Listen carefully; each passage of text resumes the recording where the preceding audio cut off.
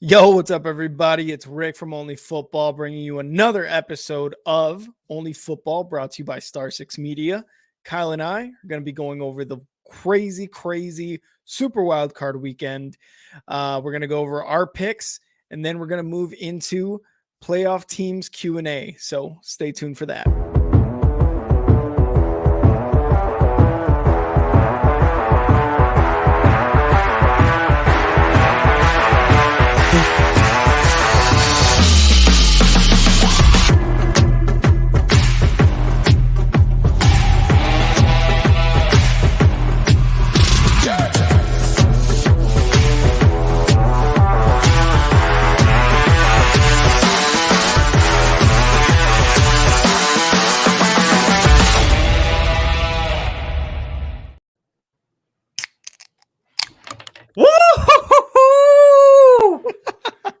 What's going on? It's Super Wildcard Weekend.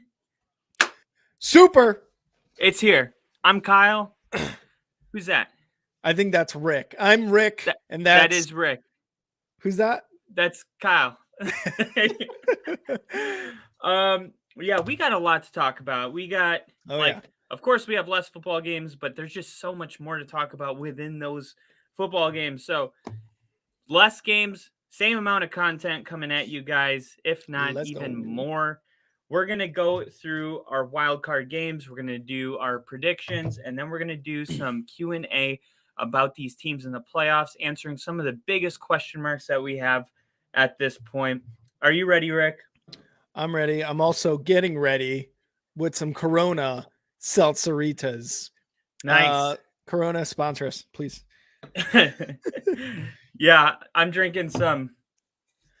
Wait a minute. What is this? This is nothing. Literally it's Kyle's can of piss. That's what it is. It's sterile and I like the taste. All right.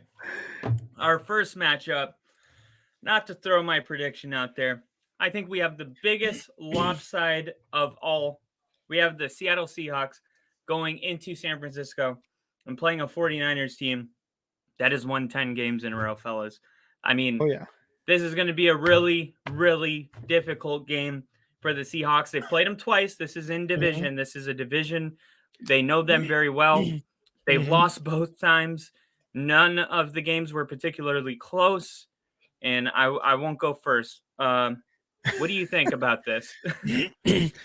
Yeah, man. This is going to be a tough one for the Seahawks. Does he write back? He's gonna write back this time. I think Geno Smith writes back this week. The Seahawks really. So let's look at some of the good things that the Seahawks have done. Geno hasn't written back in a bit, right?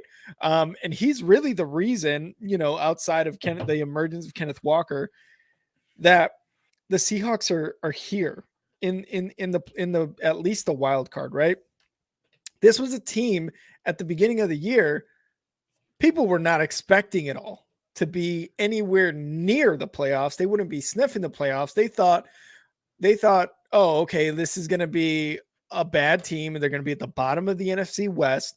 They're going to have like a really good pick. And not only that, they have the Broncos, but it's like the Broncos were going to be really, really good. So it didn't matter if they had the Broncos pick, right?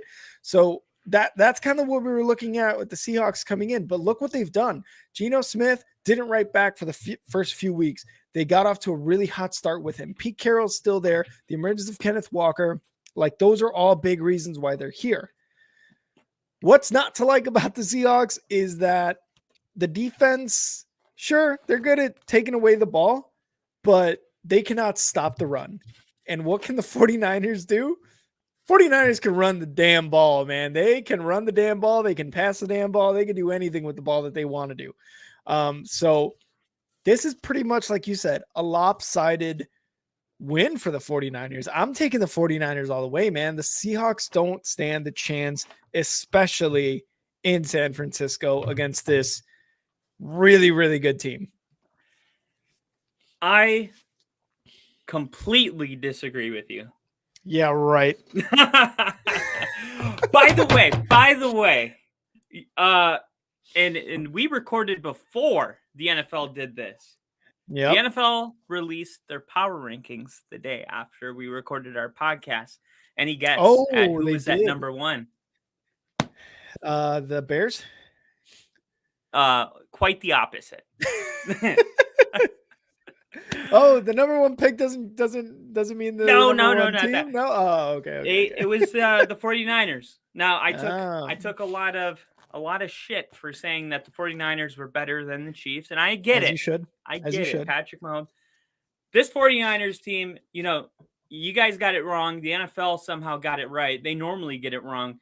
The 49ers are the best team in the NFL. They are you cannot play better football than they are playing right now. It is impossible. It is impossible. They can't get better at defense. Their passing defense can't get better. Their rushing defense can't get better. Nick Bosa can't play at a higher level. He has the sack. He has the most sacks, and he's 2.5 games less than Micah Parsons. Mm-hmm. Offensively, I mean, we talked about it a little bit, but this is what they do. They run the ball 34, 36, 34, 26, 37, 27. That's the amount of attempts. Rushing yards, 121, 209, 170, 153, 170, 169. Insane. Shout out 169. So they are literally running the ball and getting almost 200 yards a game. They are averaging pretty damn good numbers to be getting that. So what I'm trying to say is, like, they're a physical team and they run the ball. And you've heard it before. If you want to be successful as an offense, run the ball first. Everything else opens up. The play action opens up because they have to respect the run. They can't sit back in a cover 6 and just chill. So you got them loading the box, and then all of a sudden Brock Purdy, who's throwing it 27 between 15. He had a game last week that they beat the Cardinals 42 or 41-13, whatever it was. It was a blowout. He threw the ball 15 times, Rick. 15 times for 142 yards. So we talked about this. Do you trust Brock Purdy going into a playoff game? Yeah. 33.5 points per game is pretty damn impressive. But when it's the playoffs and the lights are on and the Seahawks are coming in with Geno Smith, who's been in the league for 10 years, maybe not started a playoff game, but you kind of trust that confidence that he might come in with a little more than Brock Purdy, you know, Mr. Irrelevant. But if Kyle Shanahan, I mean, if he wants to, Brock Purdy's going to throw the ball 15 times. And you saw that they can win by a margin of 30 points or more. Only throwing it 15 times. This is just insane what they're able to do. So you look at that, I would say, like, it doesn't really matter who they're playing because what they're doing, it works against everybody. Now, you can make an argument that they haven't played really tough opponents. They played the Jets, the Rams. They played the Rams twice.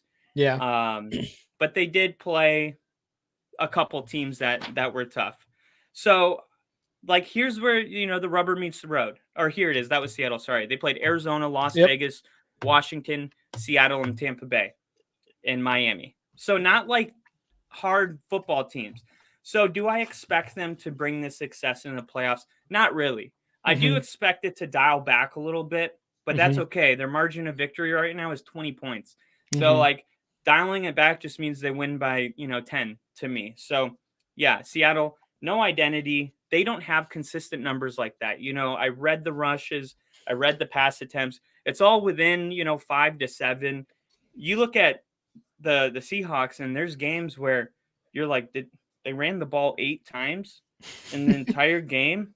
And then you have games where there's 38 attempts. It's like, how do you even, like, have an identity when you don't even know what you're doing game in and game out? Like, the 49ers aren't trying to sneak up on you and be like, you don't know what we're going to do. We might run it. We might pass it. They're like, here's what we're going to do.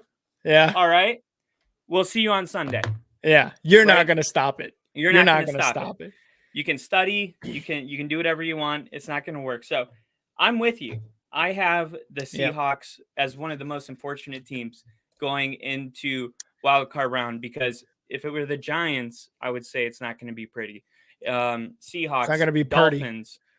Yeah. I know the Dolphins are in the AFC, but it's not just the Seahawks that would be exposed by the 49ers. Yeah. They're just the unfortunate ones that are going to have to, travel to San Francisco this week. And there may be more in the future. Mm-hmm. No, I agree. And for the Seahawks to get this far into the playoffs and to have the misfortune of playing a 49ers team that is just all around amazing, it's tough, but it's also like, hey, be happy that you're here after this rebuilding year, right? So they're fortunate in some areas, unfortunate in the fact that they have to play the 49ers. What I will say about the 49ers too, week 1, they played the Bears. They lost to the Bears. Trey Lance, that team, it was a monsoon. The Bears won that game. The 49ers lost that game. The last 10 weeks of the season, maybe 11 weeks technically because of bye weeks. Niners won 10 in a row. Bears lost 10 in a row. So there you go, right? Like it was just like, okay, the Bears beat the 49ers. Are the 49ers good? Well, they just won the last 10 games that they needed to get the number 2 seed. So that fun little stat for you guys. Yeah, and the Broncos beat the 49ers too. The Bears beat the 49ers, then they beat the Seahawks week 2.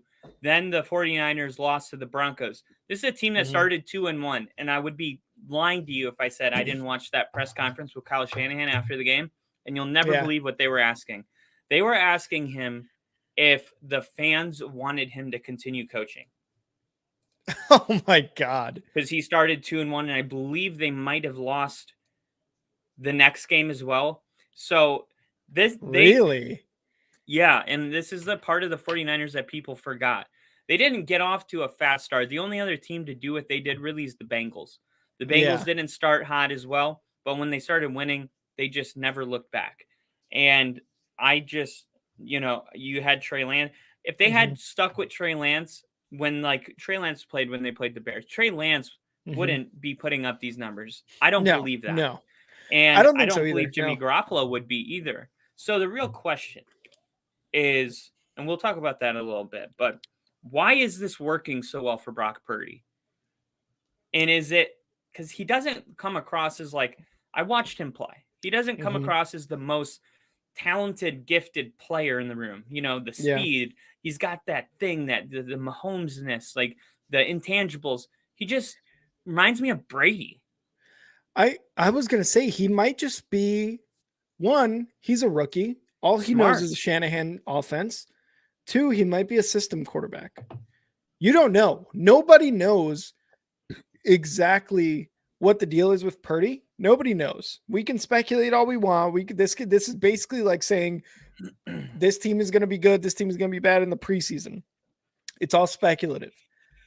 What I think the NFL knows is that Brock Purdy is very successful in the system. He's very successful under Shanahan, and he's very successful getting the ball to all basically the star players on this team. So definitely, I don't know what it is. It might be he is a diamond in the rough, last pick, Mr. Irrelevant, or he just might be a system quarterback. It's all up in the air. It really is. It's just the pessimist in me is always thinking it's too good to be true. There is going to come a sobering wet blanket moment where he's going to go out there and it's going to be okay though. It's going to be okay. It's it doesn't matter, dude. Keep your head up, go get a beer. You earned that playoff game, whether you win or lose. But now if he goes in the playoffs and it seems like nothing's changing, we might have I'm not even bullshitting, our next Tom Brady. And you never know. That is something that he just never expected to say this year about Brock Purdy. So this is what makes the NFL the greatest sport in the world, in my opinion. So let's move on to another game that means a lot to 2 ball clubs, and we'll talk more about the implications later. Let's talk about the game. The Jacksonville Jaguars are playing host to the Los Angeles Chargers, who have earned themselves a playoff spot on the back of Justin Herbert, who has been playing spectacular. I mean, spectacular. He's been Yeah, fourth. He almost had what is that? 261 yards away from a 5,000 yard season.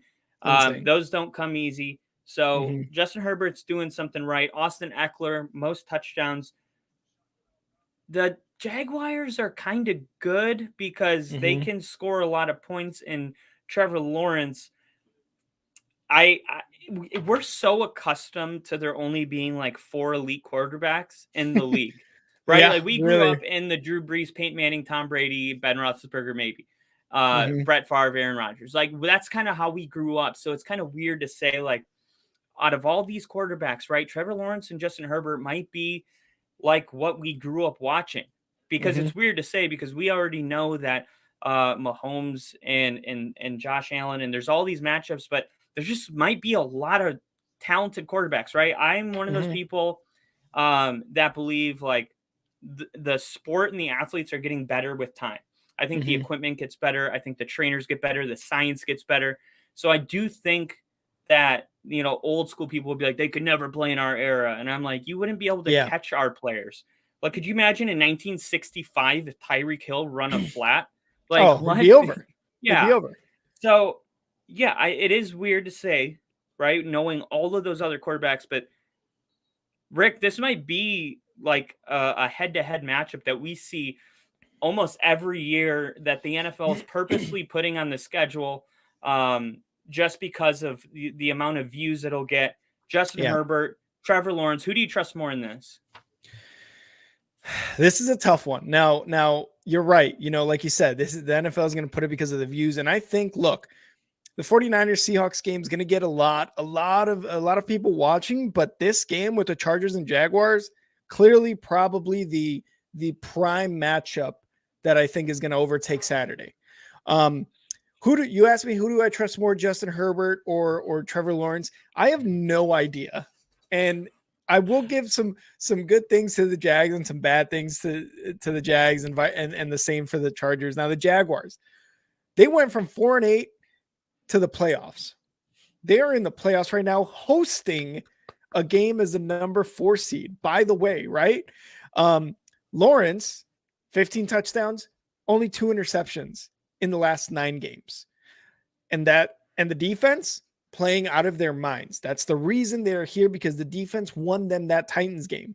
But they are an unproven team with little to no playoff experience. Really, it seems to be Doug Peterson is the only guy, right? Super Bowl ring. That means something to a team that is unproven in the playoffs, that hasn't been in the playoffs since 2016.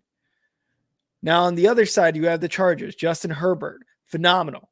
He's got weapons up the ass, and he probably has weapons that are good, that are just as good, if not just a little bit less talented than like the Chiefs, the Bengals, the Bills. Like these guys are really, really good. If you put any of those guys, honestly, if you put any of these great offensive guys from the Chargers on any of these top AFC teams or even top NFC teams, they would be like, wow. They would be like, these guys are future Hall of Famers on this team. And the good thing about the Chargers is they have had some injuries all season. Joey Bosa, who was the cornerback they picked up, JC Jackson, yeah. Yeah, their left tackle. And they've and here they are, right? As a wild card, sure, but I mean it's hard to beat the Chiefs in the West, but they're here in the playoffs. They are very resilient and they're tough. The one thing that kind of kills them is just the fact that the Chargers beat themselves most games. The Chargers are going against the Chargers in like the fourth quarter most times, right? And Herbert, because I feel like the offense really, really relies on Herbert in the stretch, in like the witching hour of all that. So Herbert has a lot of pressure on him going into the end of those games. And then the rushing game just kind of falters. And now it's all like, all right, well, we don't have to really play the run game for the Chargers. We just have to make sure to play deep and make sure none of these guys get wide open. And that's why the Chargers beat themselves up sometimes. What I will say is I think the Chargers have it in them this time, and they beat the Jaguars and move on to the second week, to the division part of the playoffs. So I'm going to go Chargers here. They're going to take one from in Jax, just because the talent around Justin Herbert and the fact that it's like it's prove it time. Like it is definitely prove it time. You see Joe Burrow, you see Josh Allen and Mahomes and Lamar Jackson and Tua. Herbert, you're up next, man. You have to move on. Trevor Lawrence and the Jaguars, great story. They're going to be very successful in the future, but it's Herbert's time now to prove that he is a playoff quarterback and that he can make runs in the playoffs. Okay. First off, just want to say, moment of brutal honesty. I wet the bed till I was 12 years old. I wore pull-ups. I'm gone. I'm leaving. I'm out of here. Forgive my bathroom breaks. I literally can't hold it. So, all right. I'm going with the Jaguars. Wow. I'm going with the Jaguars. The Jaguars are at home. Now, I've said it a million times. You got a game that's kind of a toss-up. All right, tell me who's at home. Okay, The Jaguars, they don't have the strongest home field advantage. This isn't like going into Pittsburgh or like Lambeau, even though that hasn't helped much in the past. But what they do have is this. They have the power of optimism, which I've seen win football games. I saw it in 2010 when Tim Tebow beat the Steelers in Denver, and we had no business even being in the playoffs, and we won against Mike Tomlin and Big Ben. And I saw the Jaguars do this with David Garrard against the Steelers, unfortunately, as well. If you're a Steelers fan, that happened. Two of my examples are the Steelers, but my point is the crowd is going to be so excited and so filled with optimism that I feel that they're really going to kind of carry that momentum as a team. Now, they did play earlier in the season, and there may be some telling signs of a mismatch. They lost 38-10, the Chargers. So the Jaguars have already rolled the Chargers. Now, the Chargers are the favorite via DraftKings, -3. Shout out DraftKings. But I'm looking at the Jaguars playing at home. I'm looking at Trevor Lawrence, who's played in a lot of meaningful games. I'm going to say this. We talk about the books overcompensating. I think that the world is overcompensating because what they saw from Jacksonville last week was not warm and fuzzy. Okay? Yeah. I would argue the difference, or I would argue something different. I think that is kind of a warm and fuzzy. Does Trevor Lawrence have that kind of a game twice in a row? I don't think so.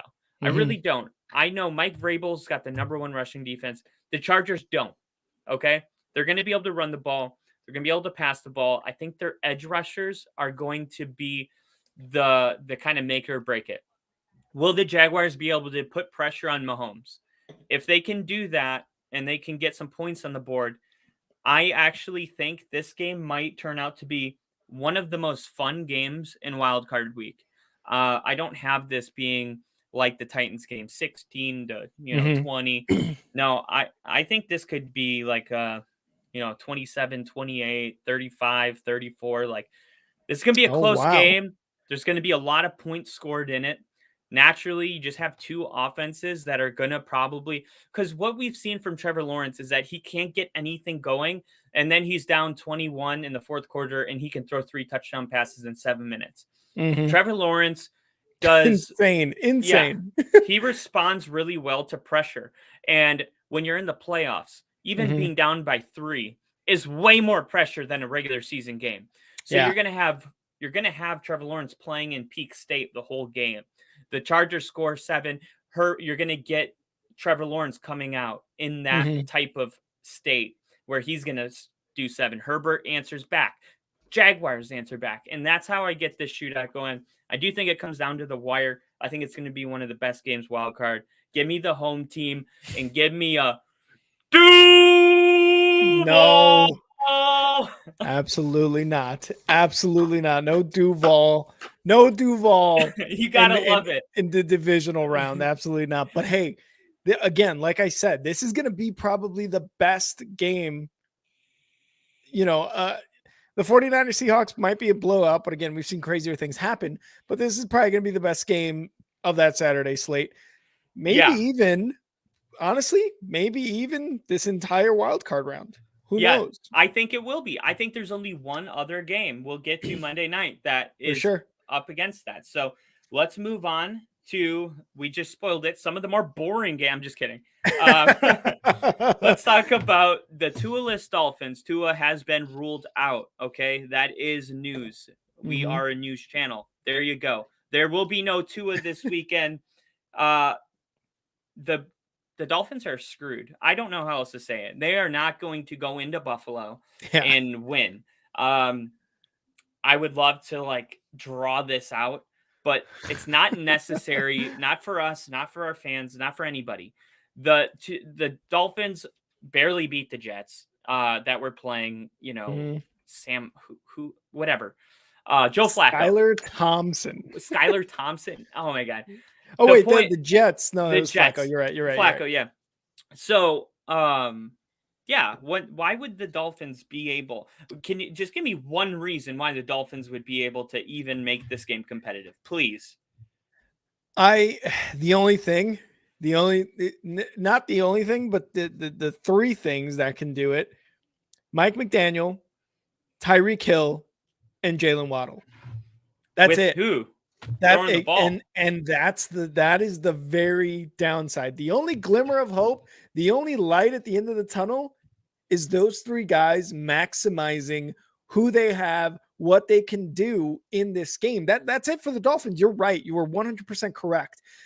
I've got the Bills beating the Dolphins. Like this should be easy. The Bills have such a good matchup against the Dolphins. The Dolphins defense is absolute garbage, right? Like it's not even a question as to whether they're any good. They're here basically on the offense. They're here. They're in the playoffs. The Dolphins are in the playoffs because of Tua and Mike McDaniel. Yes, The Bills, I would say two or more. yeah, More. definitely two or more, absolutely. And then obviously Tyreek having what like almost 2,000 yards receiving definitely helps. He's a weapon, and so is Jalen Waddle, probably one of the best wide receiver duos in the league for sure. Um, When and there's a and good quarterback. when there's a good quarterback, really. And again, like those guys are the only light at the end of the tunnel in this game because the defense is bad. And even though the Bills turned over the ball 27 times this year, and that is ranking bottom of the league with some of the worst teams in the league, right? Especially in the red zone. The only thing is that's why this matchup is perfect because the defense on the Dolphin side sucks. It's garbage. It is not good. I don't think they're like terrible though. I mean, But they do I, have I, like good safety blitzes and stuff like that, but I it's think in just the like, playoffs, though, yeah, it's worst just defense. it's not gonna, without an offense, a defense will get like, even the Broncos defense gave up 50 eventually. You know, it was like, Eventually, though, you carry, and then eventually you get nothing, and you're fatigued. yeah. It's just, so I'll say this: two things can be true. Mm-hmm. Tua should absolutely not be in this game. He is not clear to play. Period. End of story. So don't twist this part. Mm-hmm. Man, it would be nice if Tua was in this game. We saw Yeah. Tua play the Bills on week 3, and the Dolphins win. And then that last game we got where we were live for it, man, did we get our it's free, but did we get our time worth, I guess, on that? Because that game was incredible. The snow, the Josh Allen laying out, I Yep. mean, it just shows you how you look at the books with it. Bills 13-point favorites, right? Mm-hmm. That is Mm-hmm. about as far as the books will ever go. Yeah. So Yeah. the fact that there's a 13, it's the playoffs. There's not supposed to be any 13-point favorites, right? Mm. But I wouldn't burn the house down. Okay. Yeah. Tua, we've seen the Dolphins play really well, and we've seen what the Dolphins playing their best football and the Bills playing their best football look like. And the Bills almost lost that game.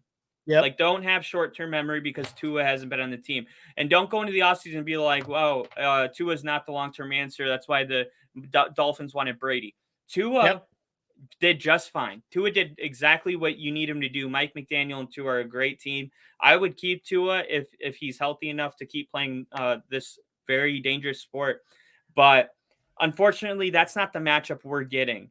I mean, if you would have shown me this week 4, I would have been like, damn, grab your popcorn. You know what I mean? Yeah. But it's just not going to be that way. And you almost, you wish that they do somehow find a way to make it competitive. I don't really like seeing teams just get annihilated in the playoffs. It makes me feel like, man, I wish a different team was in that position, because the Dolphins were in this position because of Tua. So without Tua, it almost feels like the Dolphins shouldn't be in this game, period. Yeah, no, for sure. And the Bills, again, I'm taking the Bills. I'm assuming you're taking the Bills as well. Yeah. I don't think that was, I probably shouldn't have even asked that question. But yeah, the Bills, I just can't emphasize enough how much of a great matchup this is for the Bills. They may get Von Miller back, right? Like, that may be a possibility, although I don't think they've ruled him in officially, because they're probably like, hey, bro, I think we're going to make it pretty far, so let's wait.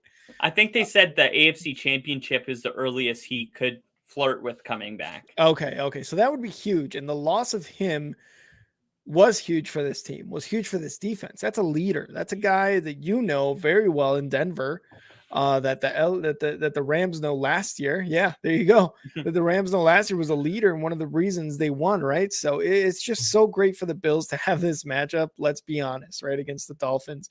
And real quick, before we move on, I just want to say cheers to Tyler.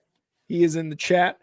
So he's got, for the first wildcard weekend, he's taking 49ers over the Seahawks, Chargers over the Jaguars, Bills over the Dolphins, Vikings over Giants, Bengals over Ravens, and Bucks over Cowboys. And if you guys are watching us live right now, throw your picks in. We'll read them out loud on the show.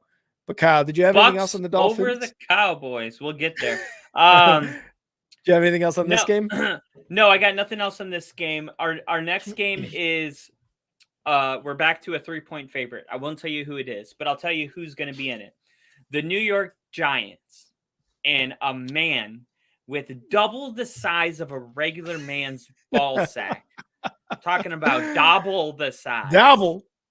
It is going in to Minneapolis to play the Vikings. Play the skull. I don't really know what to do with this, because we saw this game 3 weeks ago, and if it weren't for a 56-yard, I think it was 57, honestly, crazy game-winning kick. Actually, the game was tied. It would have went in overtime, and the Giants did have to get a last-second drive and then a 2-point conversion. So, I mean, you could twist it that the Giants probably wouldn't have been able to do that twice, and it's more likely that the Vikings just win. It's a playoff game. I'm going to go with the Vikings. So you're taking the Vikings. I'm taking the Vikings. I'm taking Delvin Cook to run the ball. I'm taking Justin Jefferson to come back to life. I'm taking Kirk Cousins. Like, when this team's good, they're good. Okay. Yep. And they don't have to be great to beat the Giants. They have to be better than the Giants, to put it that way. And I think they can definitely, reach down into their pockets and pull out some competitiveness to go out there in front of their fans. That is a tough place to play. And I've seen that place, dude. Those are some loyal fans. Those are some good fans. I went into 7-Eleven and bought this Gatorade Fit. It's got like 10 calories. Extremely good. Vikings guy comes in with a sweater. We're in Washington. So their fans, they're everywhere. They're down 33-0. Fans stayed. Fans didn't leave. I've been to a Miami playoff game in Game 6 where fans left. And then they came back and won with Ray Allen shooting the 3. Great game. But Only football, Kyle. Only football. Only stupid. Where's the helmet? Put the helmet on.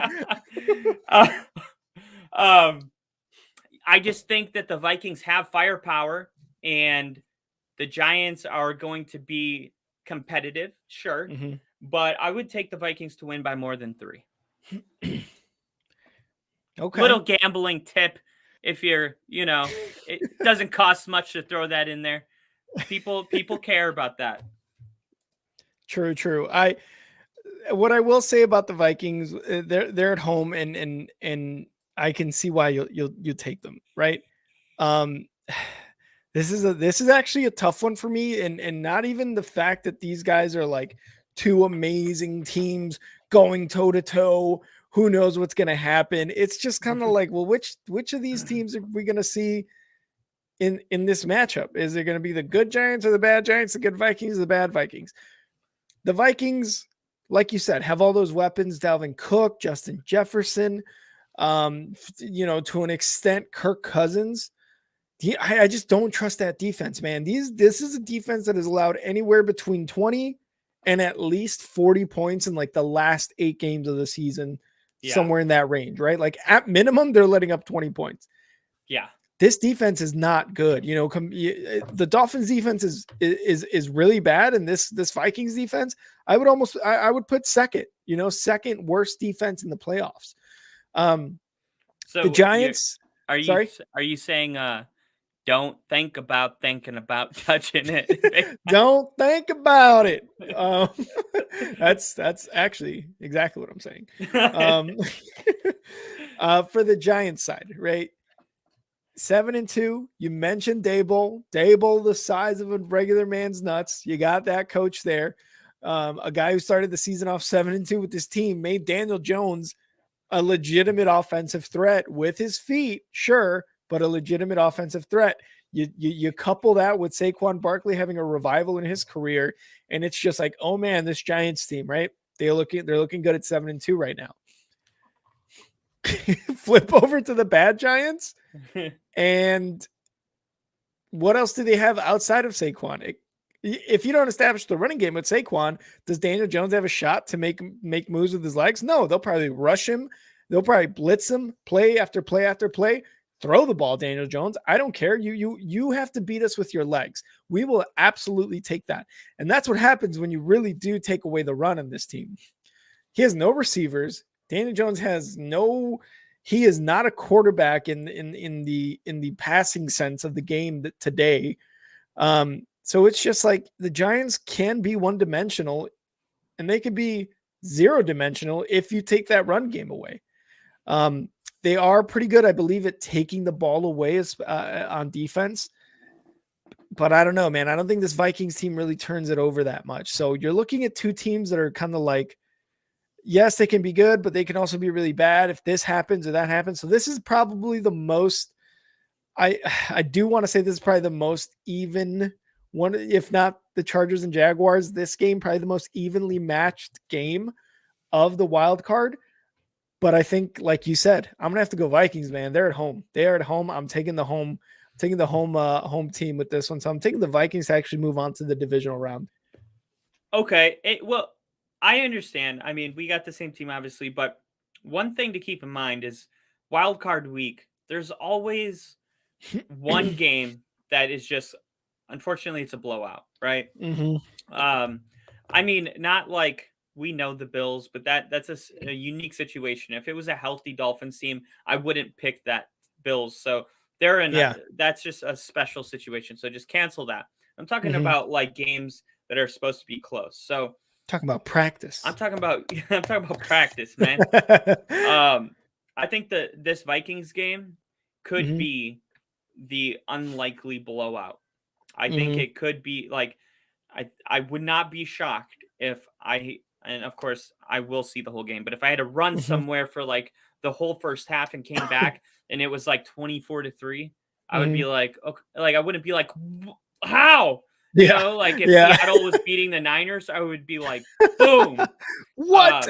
This is not like that feeling for me. It would be like, oh, Minnesota had a good day at the office and the Giants are sucking. You know, Oh it yeah. just kind of like could go that way, but we'll see. We'll see. That's what makes it fun, man. Like playoff football is the best football. Yeah. So we both got the Vikings on that one.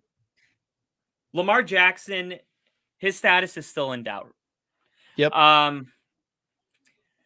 They're going against the Cincinnati Bengals. This game is nearly impossible to pick with the information that I just gave you.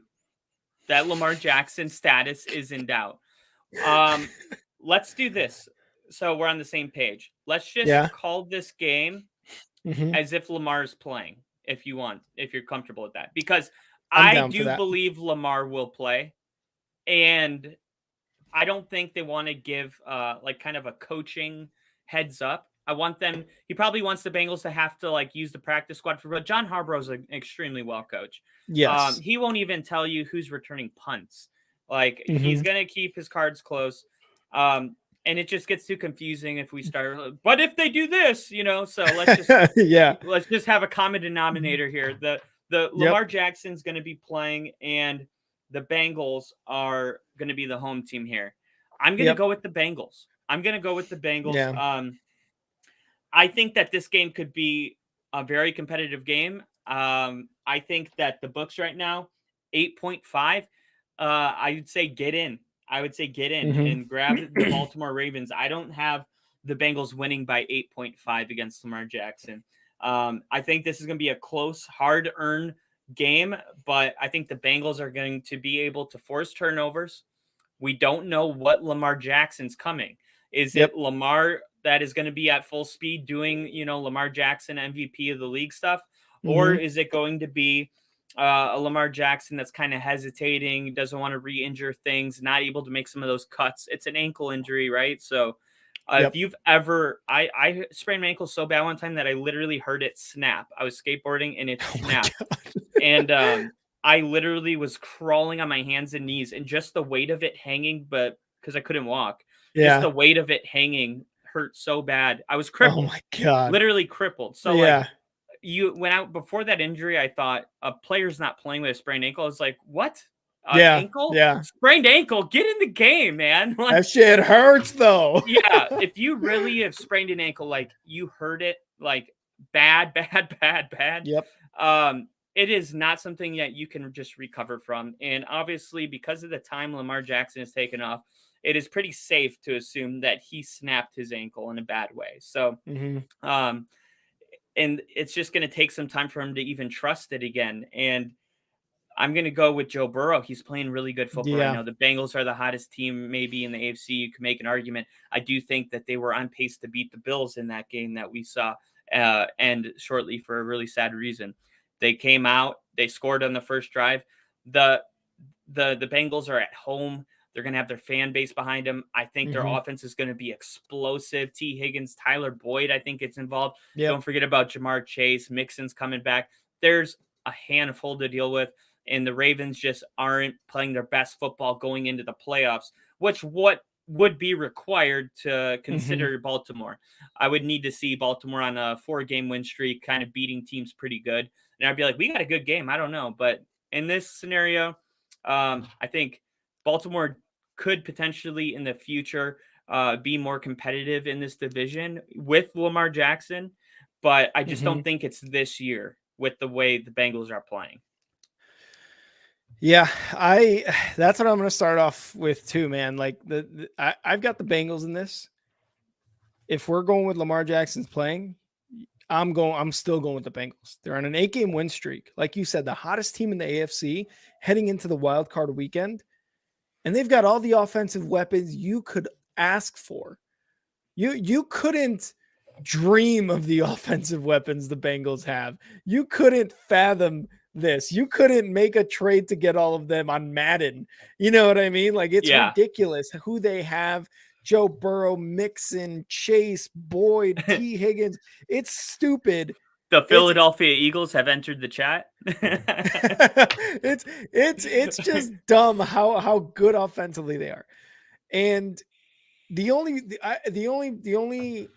things that's going into this playoffs for the Bengals, it's kind of like, is they have had injuries on the O-line and a cornerback. but that's not even enough to give the Ravens even an edge over this. What I will say about the Ravens, though, that defense is really good. It is really good.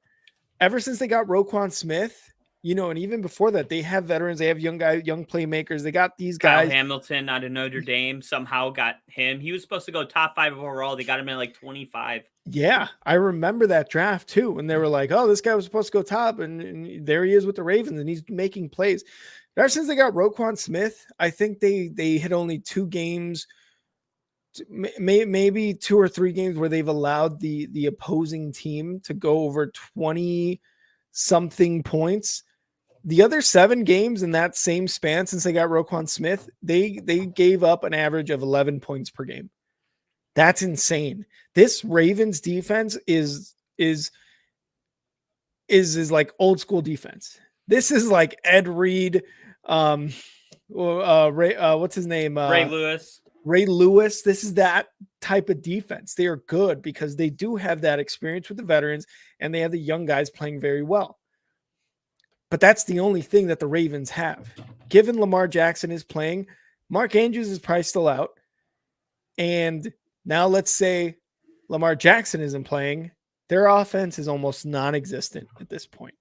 They have a couple running backs who can make some plays, but even then, man, the Bengals defense is playing really, really good, and it's probably one of the more underrated defenses in this playoffs. So they're just going to shut shit down. And yeah, that's why I'm taking the Bengals, man. It's just they have the much higher upside. And I think that's with or without Lamar Jackson in this game. Yeah. Man, did the Ravens and Bengals, they played right before Lamar went out, I believe. Oh, well, Lamar went out in week 13, so I'm pretty sure there was a division. The Broncos. Oh, didn't they play week 1? Didn't the Ravens beat them week 1?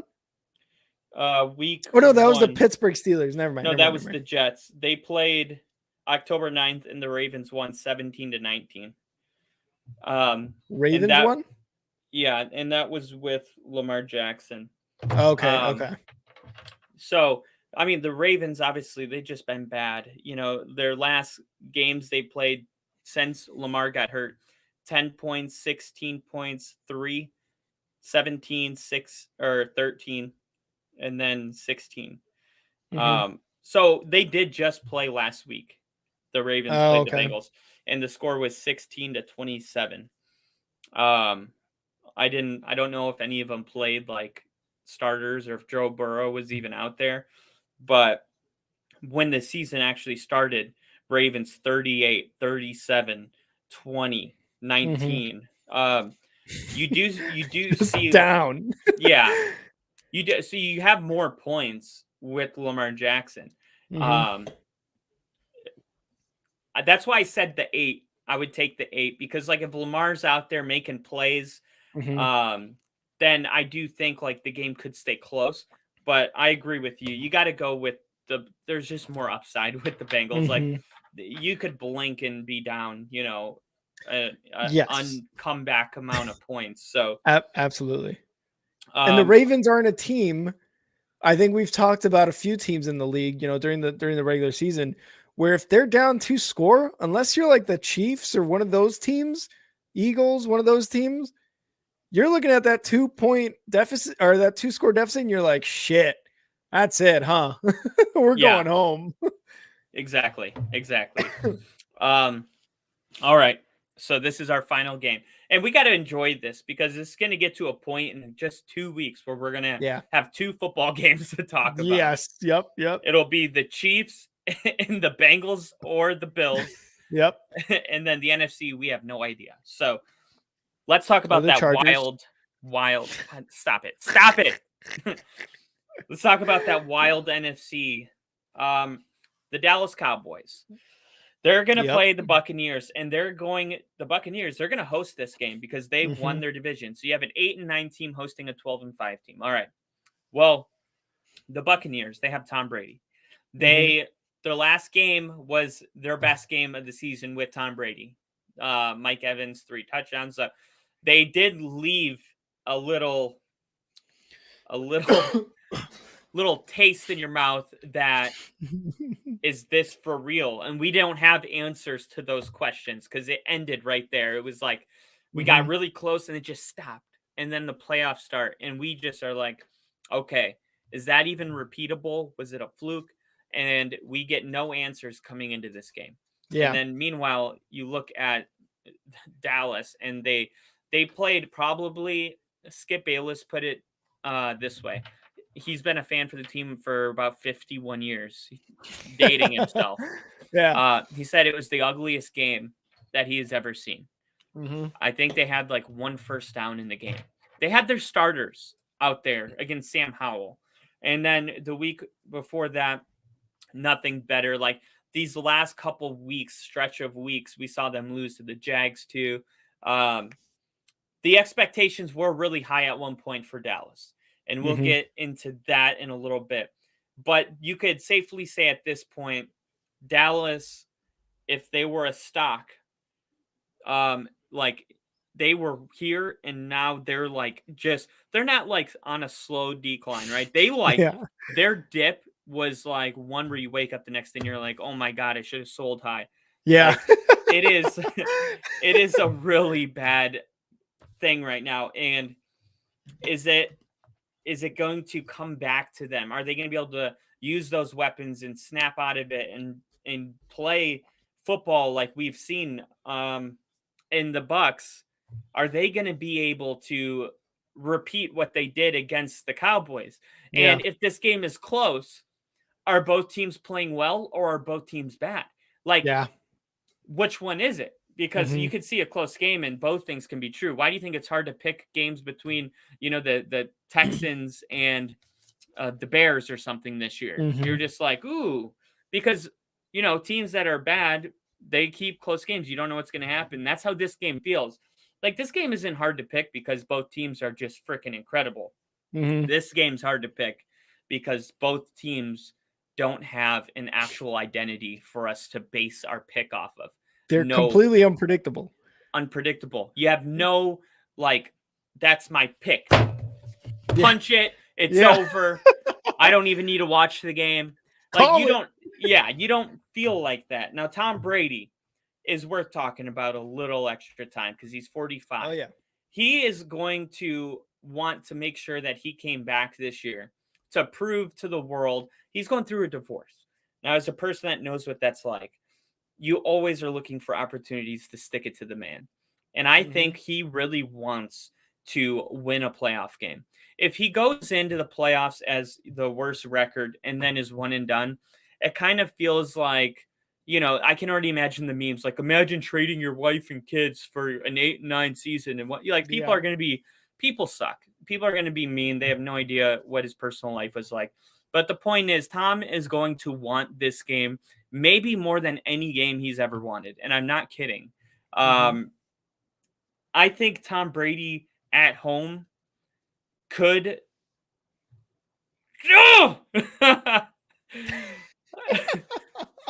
Can you? This is tough for me too. Yeah, I think Tom Brady at home. Give me the Bucs. Taking the Bucs. Give me the Bucs. Final answer? Final answer?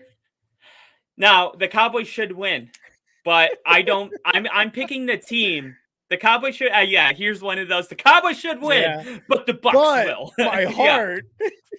No, the Cowboys should win this game. On paper, they should, but the Bucs are the team that I'm taking to win. If that makes more sense, this will be one of those how did the Cowboys not win this game? Very hard questions to be answered. We'll get into some of that stuff, but I don't think the best talent, the most talented team is going to win in this game. And that's why I'm taking the Bucs. Taking this. The heart. I was like, the Broncos. The Broncos? I was like, no, that's not a Buck. That's a Bronco. Good. Have you seen, really quick sidebar, have you seen Daddy's Home 2? I don't think I have. It's with Mark Wahlberg and Will Ferrell, where they're like stepdads. No, I didn't see that one. I think I saw some of the first one. He grabs Mark Wahlberg, Will Ferrell, and he's like, "Look in the mirror. The only one that you need to impress is the man in the mirror." And he's looking in the mirror, and he sees Will Ferrell, and he's like, "But I see you in the mirror." And it's like he's supposed to see himself, but the angle of the mirror is showing this right here. The Broncos? the Broncos. Yeah. No, the behind that. Let me take my shirt Yeah. off. Again? Yeah. I'm struggling the same way you are. Because there's things that are the same here on both teams, right? Like Mike McCarthy won a Super Bowl, Bowles won a Super Bowl, sure, not as a head coach, but he won a Super Bowl with this Tom Brady team. Brady has not played well really at all this season. There's been games where he has impressed, where you're just like, oh, there's the Tom Brady of old, right? Dak has most games, maybe most, I would say maybe most, played really well. And then there's some games where you're just like, what are you doing, dude? Where is your mind at right now? Yeah, you're a bum right now. Like, Yeah. that's the only way to say it. Both of these teams, their offenses can show like we are killing you right now. We are scoring 40 plus, 50 plus. And then there's games where you're just like, where is the offense? Did it show up? I forget. Do you guys have players? The Cowboys are like good Dak and bad Dak. Bad Dak threw 11 interceptions, and I think it was tied in the league lead for that in the season. Good Dak scored 33 points or something like that on the Colts in the fourth quarter to win by like or the Vikings. 50. Was it the Vikings? No. The Vikings, they beat them like 40-3. The Colts, they beat them 54-19. Did they really? Yeah, that's what I'm saying, man. It's like, holy shit, Dak is incredible. And yeah, you also look at Ezekiel Elliott, look at Pollard, but it's like, you know, this is a passing team too. And then you look at the Bucs, and you're like, Tom Brady is the greatest quarterback in the NFL. How can I bet against this guy? But then you also look at like, what has Bowles done this year? He has made some questionable calls as a head coach. And this is a guy that won the Super Bowl with him. It's not any different. This is the same offensive guy. So, and I just don't know, man, because that game. Yeah. The Sunday night game. Yeah. And on top of that, the defense for the Cowboys hasn't been as good as it was at the beginning of the season. It just hasn't. What I will say is I think this is one of those games where the Cowboys do not cowboy and they actually get the win against Tom Brady, and you're going to see the memes come out on Monday night. Imagine going through 2 divorces, one with Bill Belichick, just to go 8-9 and, you know, lose against the Cowboys of all teams. I'm going with the Cowboys in this one. I think we're going to see good Dak, but I think we only see good Dak in the first half. And then the second half, the defense holds enough, and they hold on a last fourth quarter like touchdown drive against Brady. I think they get an interception against Brady on a last second fourth quarter drive for Brady. Brady has had so many, and I think this is going to be the one where it's like, thanks for playing, Tom. We'll see you next year. Yeah, and I see that. I could see that. The the Tom Brady that we've grown up to know is a guy that plays with an immeasurable amount of fire and passion. And a lot of people kind of get steered the wrong way from it. Oh, he's always bitching and throwing tablets, whatever. I mean, Tom is Tom. Like he's fired up and he wants to win, and he can afford to break tablets. Unfortunately, people don't like that. So like when I think about Tom this year, I think about Brock Purdy destroying him. And I think about Tom standing at the 50-yard line and shaking Purdy's hands, and then staying there and signing jerseys for the players on the 49ers team. Yeah. And I think about kind of this like older, more calm kind of I'm just kind of, you know, when you have a family and stuff, it's like, you know, work and then get home to the family. He almost seemed like kind of like, I'm in no hurry to go anywhere. I have nothing. Like I'll stay at midfield and meet players all day. And just he just seems so calm and kind of like, um, just the fire wasn't really like there. I loved it. Like I watched that and I was like, man, I like Tom Brady a lot now Yeah. because it just showed true sportsmanship. But early in his career, you saw him walk straight to the locker room after losing. Um, I don't like that either, but I will say I think that's the Tom Brady that needs to show up. I think Tom Brady needs to leave, you know, kind of all that emotional stuff just at home, and he needs to come in as vintage Tom. I want to see him screaming. I want to see him screaming at players, coaches, refs. I don't care. I want to see Tom screaming, cussing, scoring Yeah. touchdowns. I want to see some fire out of Tom. And I think it's possible that he's just gotten to a point where he's like, "Look, I'm old. LeBron James doesn't even play a whole game. It's they measure his minutes. He might be like, "Look, I'm measuring my passion. I Yeah. can't be Yeah. like that all season anymore. I just had to be calm and collective and kind of like keep your friends closer and your enemies closer type deal. Just shaking hands with Purdy and everybody. And right when you think you got Tom figured out, that other guy shows up. Yeah. And I think for the Bucks to win this game, they're going to need to make a phone call to the other guy, and that will be the difference in this game. We need old Tom Brady in this game. And that so I got goosebumps just saying that. I'm so weird.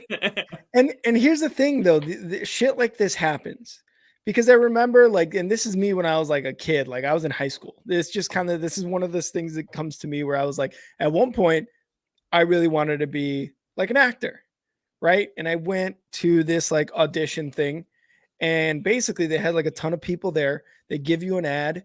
They're like, you're gonna read this, sound as whatever as you could as in like a commercial.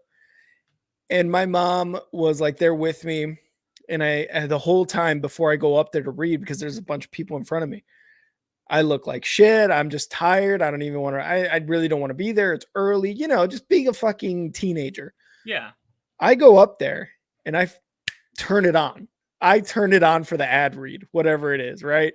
I turn it on. I get off, and my mom's like, wow, you looked like you were not going to do what you just did, because you went from this kid who's just like slumping in his chair doing this to reading this really, really well. And just like almost like in a sense, like just like, wow, that I didn't know you could do that. Yeah. This stuff happens. A person is capable of this. Tom Brady is absolutely capable of this. I just don't think it's going to happen in this game. I think the Cowboys are going to do enough. I think Mike McCarthy does a sufficient amount of fuck ups to where he doesn't lose the game. That's where I think this game is going to go. And that's why I'm going with the Cowboys. But yeah, man, it's true. You can go the whole season kind of not being at 100%. But then you get to a game like this, you get to the playoffs, and you're like, I'm playing at 100% and watch me do it. Yeah. He's watching like Friday Night Lights or something. Like I bet Tom Brady is probably like watching the movie he watched in high school to pump him up for football. Just to like, man, I love this game. He needs to fall in love with this opportunity. This is, mark my words, okay? This will be the highest rated Monday night football game ever. There will never, up to this point, be that many views. I'm talking there's going to be millions and millions of people tuning in. I can see that. It's going to be fun, man. It's going to be fun.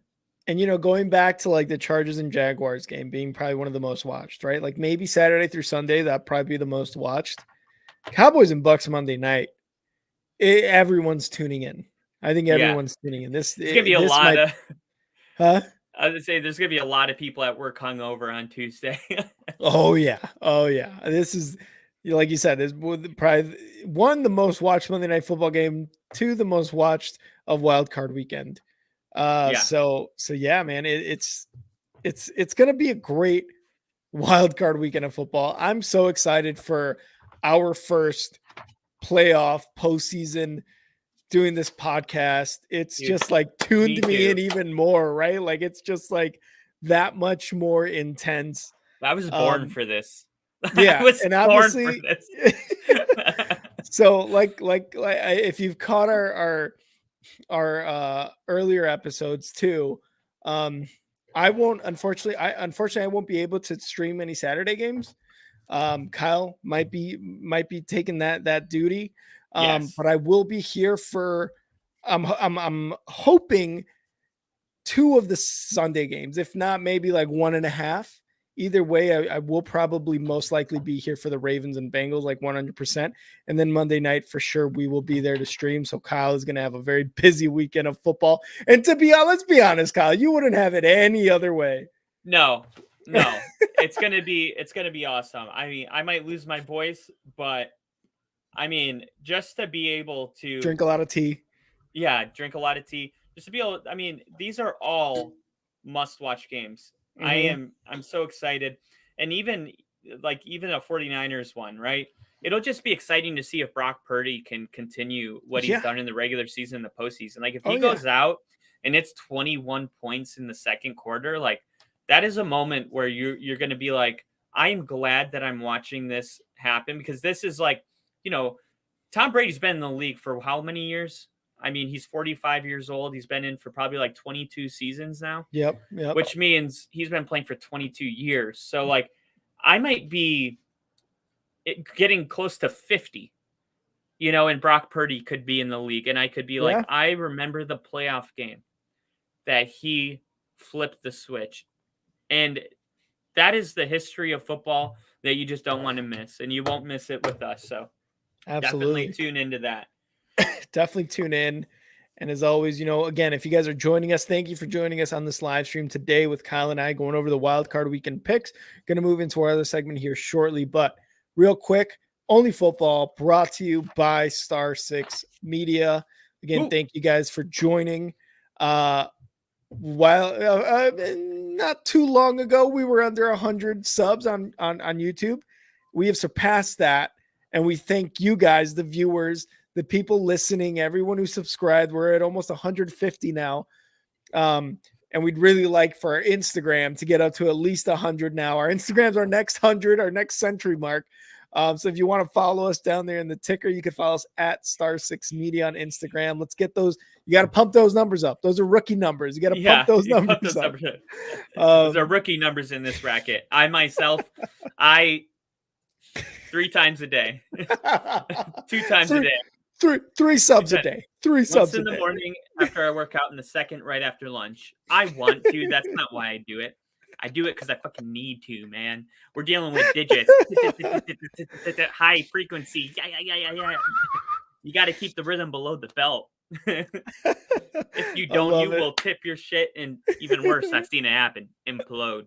And then you're going to bring us one more 5 minutes after that until we're both passed the fuck out. Excellent strategy, sir. That's Kyle and I. Our love of movies is only overtaken by our love of football. Yeah, in fact. So let's move on to our next segment, our final segment, really, of this episode, where we're going to do playoff teams questions and answers. A little bit of that, a little bit of this. What these playoff teams, what questions we have for them, looking forward, going into the off season. So yeah, we're going to start off with that. And the first team we're going to start off with is the Cowboys. Kyle, take it away. All right. So Mike McCarthy as the coach, longtime coach of the Packers, only took Aaron Rodgers in his prime to 1 Super Bowl in 2010. A lot of people blamed, Rodgers for that, but head coaches also take a lot of that blame too. McCarthy seems like he dodged a lot of it, and Aaron Rodgers received most of that. And then he comes to the Cowboys after 1 season of being fired, let go. He has a 30-20 record with the Cowboys. I don't want to blow this thing up, but this is what Jerry Jones said about Mike McCarthy. Now, just to specify, the questions have been about if McCarthy is one and done, if he goes into Tampa Bay and loses to Tom Brady, is it time to blow this thing up with McCarthy and pick a different coach? Because I want to save that part. Is it time to blow it up? Well, this is what the owner said. He Mhm. said, this is Jones. He said, I don't even want to. No, that's it. I don't know if he's saying no. I don't know. I wouldn't get rid of Yeah. McCarthy, or if he's saying like, no, that's it. We're not having this conversation. Yeah. It's kind of hard to. I would maybe need to watch it, and I could get more The context. context. I read this. Yeah. We do know Dallas is 0-1 in the playoffs, and we do know now. I'll say it. We do know that Dallas has put together possibly one of the most talented rosters in the NFL. You look across the board, the highest paid running back, and Tony Pollard's even better. You got CeeDee Lamb, Michael Gallup. You got tight ends. You have Schultz. You have a good O-line, 2 Hall of Famer, Pro Bowl people. Diggs, cornerback. Micah Parsons was a great draft pick. There's enough talent here to freaking win a playoff game, right? I mean, Yeah. it's not crazy to say that if the Cowboys are one and done, you start having to ask questions like, what is our actual goal on this team? Because we saw Jerry Jones stick with the Garrett. yeah, Jason Garrett. Jason Garrett. We saw him stick with Jason Garrett for like a decade, it felt like, and it was like 7-9, 7-9, 8-8, 8-8, 8-8, 10-6. 7-9, 8-8, 7-6. Yeah. And it was like, okay, so what is your goal, Jerry Jones? I know you want to win a Super Bowl before you pass, but if he's not fired, what message are we sending? That our goal is to win 12 games a year? Mm-hmm. You can wipe your ass with 12 games a year if you don't give me a Lombardi. Like, it doesn't matter if you win 12 games or 7, as long as you have a Super Bowl trophy at the end of the year. Yep. And I speak for everybody that wants a Super Bowl for their team. They would all agree, hey, you can have 12 wins or be one and done, or you can have 7 and win the Super Bowl.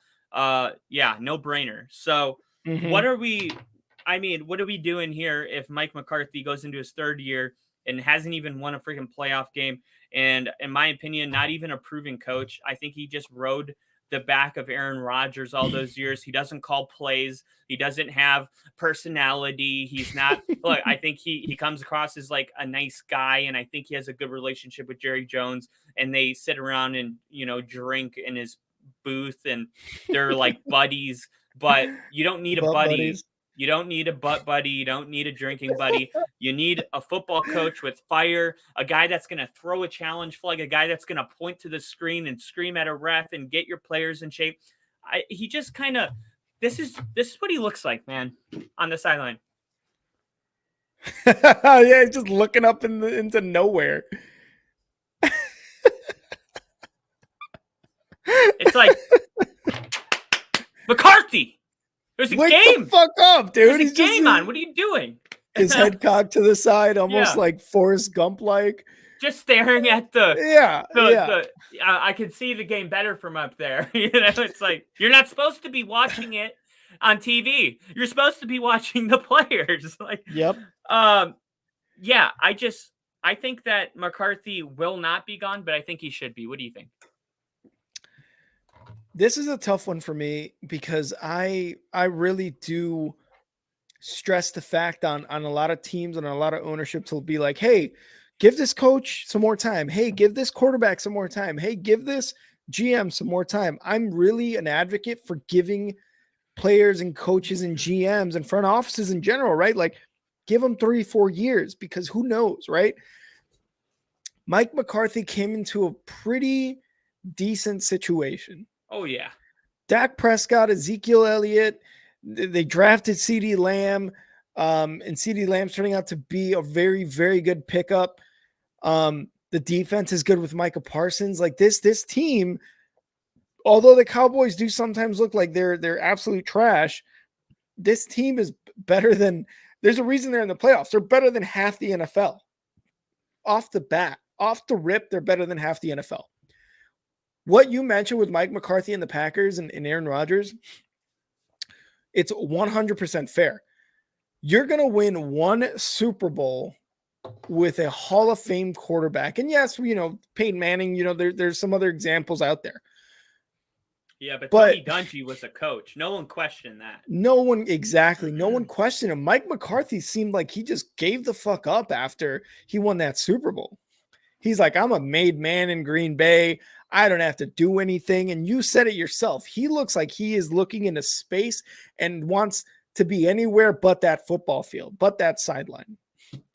If Dallas, so here's a tough one because you have pluses and minuses on this loss. If they lose to the Bucs, you're saying the first thing you're saying is like they lost to Tom Brady, one of the best quarterbacks in the last 2 decades plus in the NFL. It's not something to really be like, well, we suck. It's like it's Tom fucking Brady. On the other side of that coin is like, look at what the Bucs have done all season, man. You've looked better than the Bucs for more of the season, right? So it really depends how Jerry Jones wants to look at that loss, whether he wants to look at it like I lost against one of the best quarterbacks in the NFL, or I lost against one of the worst teams in the NFL who limped into the playoffs. So it really does depend how you go into the season. Me personally, Mike McCarthy doesn't win a playoff game with the Cowboys.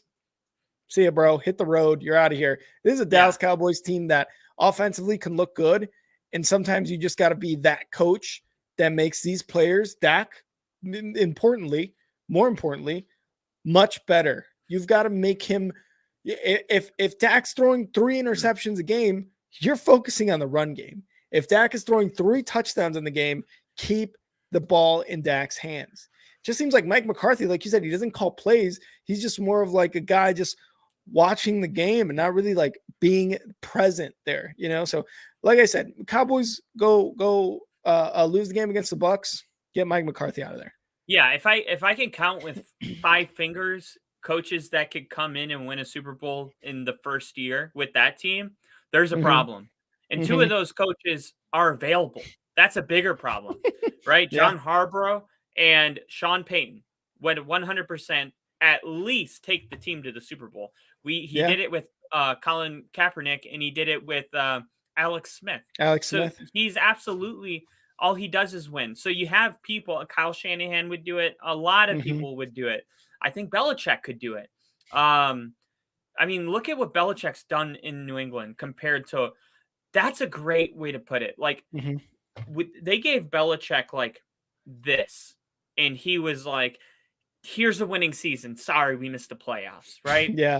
And they gave McCarthy this, and he returned it the same size. He's like, here are your players. Like, he did not, because as a coach, your job is to make your players the best versions of themselves. You figure out what they can do. That's why John Harbaugh always had his quarterback Colin Kaepernick lined up in kind of a shotgun formation. He's like, okay, he's not an under center guy. Here's what we're going to do. We're going to protect the quarterback first. We're going to have 5 offensive linemen and 2 tight ends. Like, you got to like find out ways to make your players better. And McCarthy doesn't seem like he does that to me. So I agree with you. You're like, give him time, because I'm like one of those components too, where it's like, give him time. If you keep switching, then it just seems like nobody can get their feet on the ground. Like, but there are cases where you've gone to a too talented of team to be given grace. Okay. Exactly. And this is your 3rd year going into your 4th.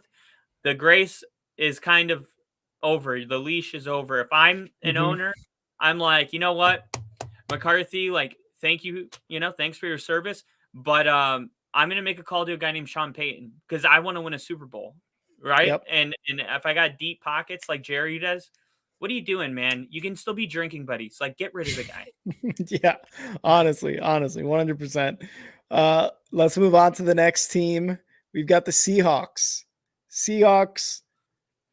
Great story coming in, and the guy behind that great story not only is their coach, but also Geno Smith, Mr. I didn't write back. Right, he wrote back, then he wasn't writing back. He seemed to not write back for a while, and all that non-writing back got him into the playoffs. I'm sorry, I'm saying writing back a lot. I'm just like, yeah, even I know when to quit the fucking bit.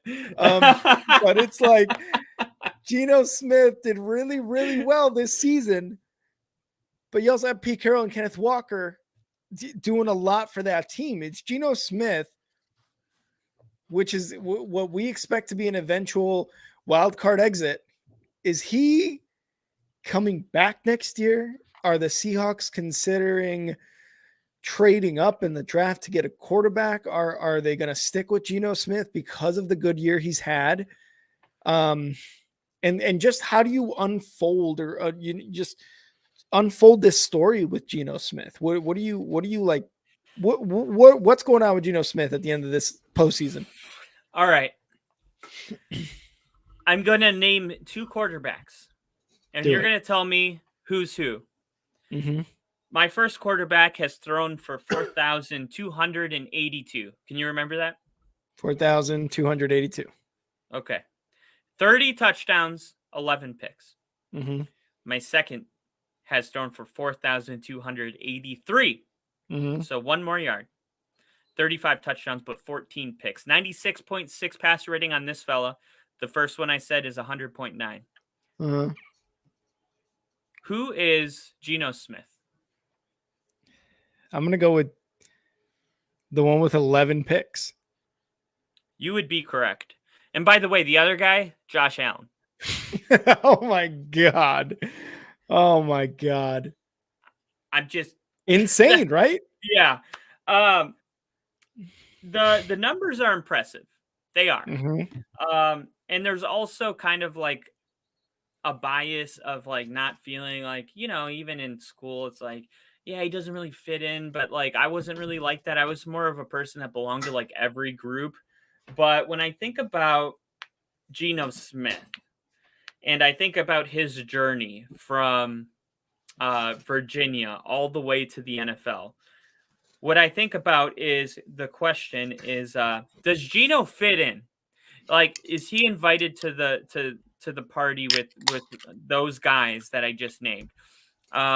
If you got a 12th man crowd in Seattle, like, even if the numbers look like that, is Geno sexy of a quarterback as getting a guy like, I don't know, USC's quarterback, Caleb Williams.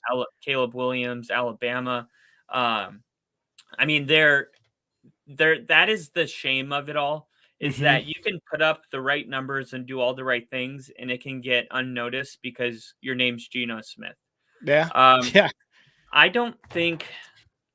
I think the numbers are good, but you also have to look at the way Seattle operates. I mean, you got them throwing the ball 44, 40, 39, 36. They're pass heavy. I mentioned those games where they're running the ball 10 times, 13 carries. Like, so the numbers, I will say, are a little inflated, but the passer rating to me doesn't lie.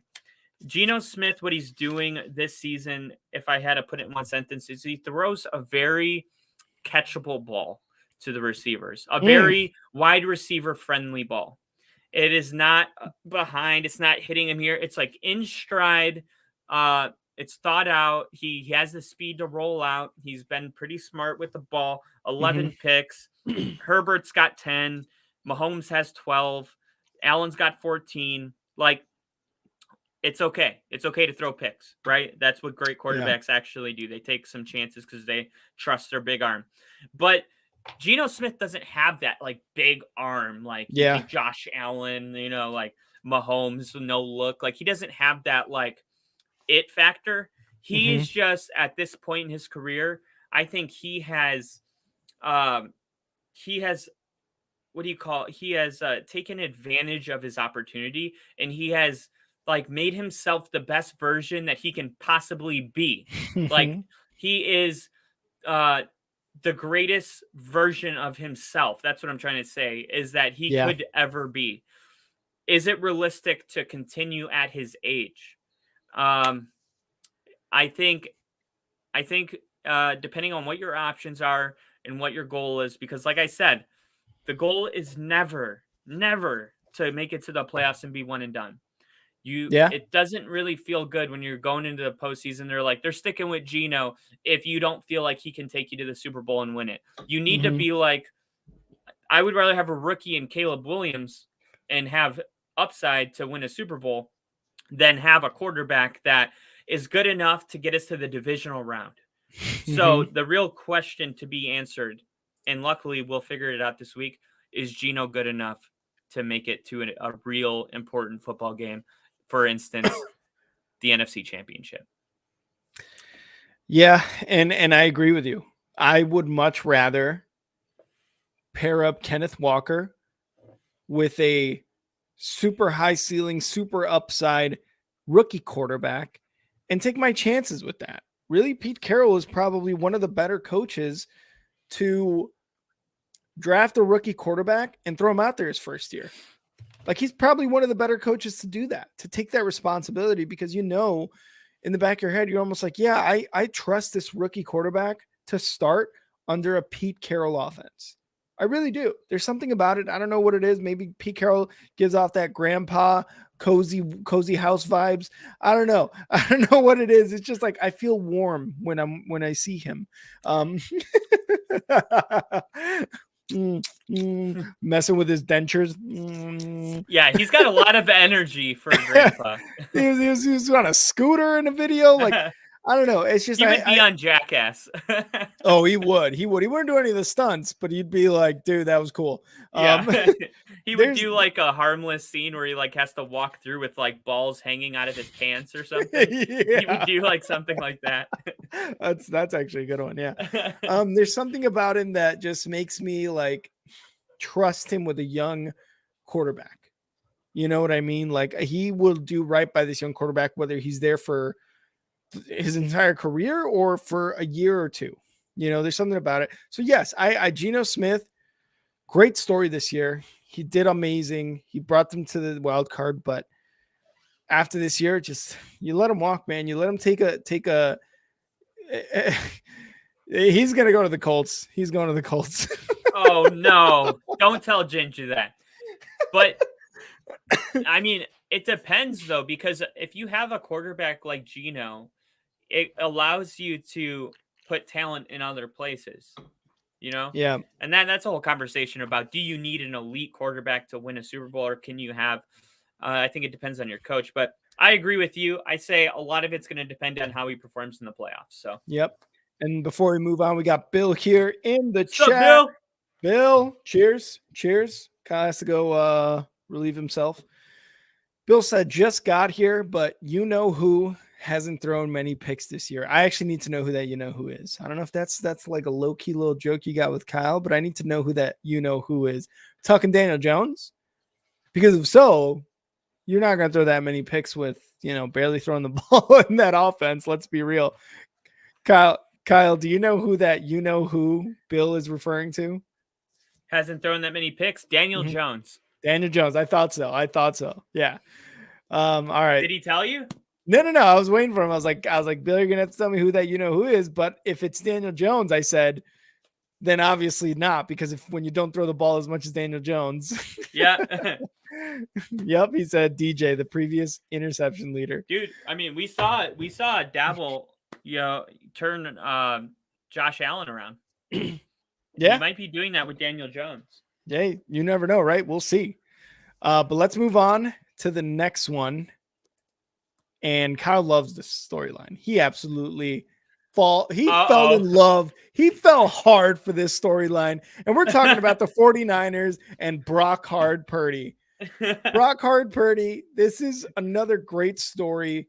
I would say probably one of the better ones in the NFL this year, because he took a 49ers team that had Trey Lance start, got hurt. Jimmy G came in, started looking like old school Jimmy G, winning games. Jimmy G got hurt, out for the season. You bring in Brock Purdy, Mr. Irrelevant. He wins 5 in a row, and he's putting up really good numbers in this offense, in this system. He's doing really well. So I think the question here is, do you go back to Trey Lance, or do you stay with Brock Purdy? Kyle? If he wins, or just as of right now? Like, if he wins, are you saying if he wins, will they go back to Trey Lance if he wins? I'm saying if he lost the wild card, would you start Brock Purdy week 1 of the 2023 season? If he put in a good effort, but he lost, let's not even talk about the game or anything. Let's not speculate. If he lost in his first playoff game ever, are you still starting Purdy for what he's done the last 5 weeks going into 2023? Yes, 100%. Me? Yes. Yeah. I knew that. Yeah, absolutely. I'm gonna let this dude play out his rookie contract because now we're in a window paying a guy $400,000. We found ourselves in a Super Bowl window. I'm gonna trade Trey Lance for a first and a third, and I'm gonna trade Jimmy Garoppolo for at least a third round pick. I'm gonna have an extra first in the draft. I'm gonna have 3 thirds, 2 firsts. Yeah, I'm gonna keep Brock Purdy and I'm gonna load up. You don't need all these quarterbacks in the room. Let's simplify this. Let's just stick with the guy that gets you 38 points every week. And let's make sure that you see, here's the thing. If you go with Brock Purdy, you know what you get to do? You get to pay your defense. Okay? And that defense, in a lot of ways, they already paid Debo. Okay? They already have CMC on a contract. Yep. They have George Kittle, who feels to me like he wants to retire a Niner and win a couple more Super Bowls. Oh yeah. Yeah, you have found yourselves in not a Super Bowl window. A Super Bowl window means like it's here and it's gone. They found themselves in a dynasty window. And wow. Do not throw that away and to get Jimmy Garoppolo 17-10 wins. Like, come on. Like, if we're going to do this, let's do it. Like, there's nothing that Brock Purdy has shown us that should suggest that they would be better off with Jimmy Garoppolo or Trey Lance, period. You could say upside, and you could say that. And I would say, what is Trey Lance's upside? To score 38 points a game? We're already doing that. We're already doing that. It's interesting because we talk about how Mike McDaniel hasn't been able to adjust from Tua Tagovailoa and other quarterbacks, how it's catered made to Tua. Yeah. But we've seen Kyle Shanahan go from Trey Lance mobility to Jimmy Garoppolo to Brock Purdy, a rookie. That is the genius of Kyle Shanahan. Brock Purdy gets an opportunity to do a Belichick Brady with Shanahan. There was a video after like his third win in a row of them everybody had left and gone home. And Kyle Shanahan was just sitting on a chair in front of Brock Purdy's locker. And they were just chatting about the game. Like, it's like 11 o'clock at night. And they're just sitting there like talking ball. Yeah. I think Kyle Shanahan knows deep down. He's like, I have a guy, because Kyle Shanahan, I've said this once, I'll say it one more time. I said it weeks ago. Kyle Shanahan is a quarterback, is such a guru offensively that when he draws up a play, it is so crucial that everybody does their job. Because if one person doesn't, the play fails. And it's almost like too much where he's not giving players the freedom to kind of get outside and extend plays. And, oh, it's a broken play, let's adjust. Kyle Shanahan's like, do it my way and there won't be a broken play ever. So the only downfall with that, right, is you're kind of taking some of the players' like it factor away sometimes, maybe. Yeah. But the freedom almost, yeah. That's why this is working so well with Brock Purdy. Because Brock Purdy's like, I will do whatever you tell me to do. And I will follow you into hell. Yeah, like I will not make up my own thing on the fly, right? If you say that I'm going to do this, I'm going to do it. And even if it doesn't work, I'm going to do it anyway, because I would rather it not work and you not be mad at me than me do my own thing and it fail. And you could say like, oh, like that's stupid. But I think Brock Purdy eventually will get the confidence, and also he'll earn Kyle Shanahan's trust to do some of his stuff. We've already seen him rolling out, spinning, juking. It didn't get complete, but you saw a different Brock Purdy. That came from trust that is being built. And I would say because you can see week to week trust growing, that is a sign that he is going to become the guy. Yeah. And Bill here in the comments agrees with you. I like me some Purdy, not even 6th round like Brady, the absolute last pick. I only want good things for him. And he goes as far as saying Purdy and Heineke from the Commanders should both be starting next year. I have a tough time with this, and it's easy for you because you fell in love with it, right? Like it, and it's not a bad thing. I don't mean that as like a bad thing or anything. I think it's like awesome to be like, this story is like amazing, and I love it so much that I want to follow it into next year. It's just the Trey Lance upside. It sucks that he got hurt, man. It sucks. It just reminds me of like a lot of things with the Bears too. Like this person gets hurt, or even with like the Bulls, the Cubs, all sorts of Chicago sports really kind of get me in the feels for that. I think at this point you do roll with a hot hand, and you go with Purdy. I wouldn't necessarily go as far as trading Trey Lance. Because I think you got both of them on rookie deals at this point. So you don't trade necessarily Trey Lance.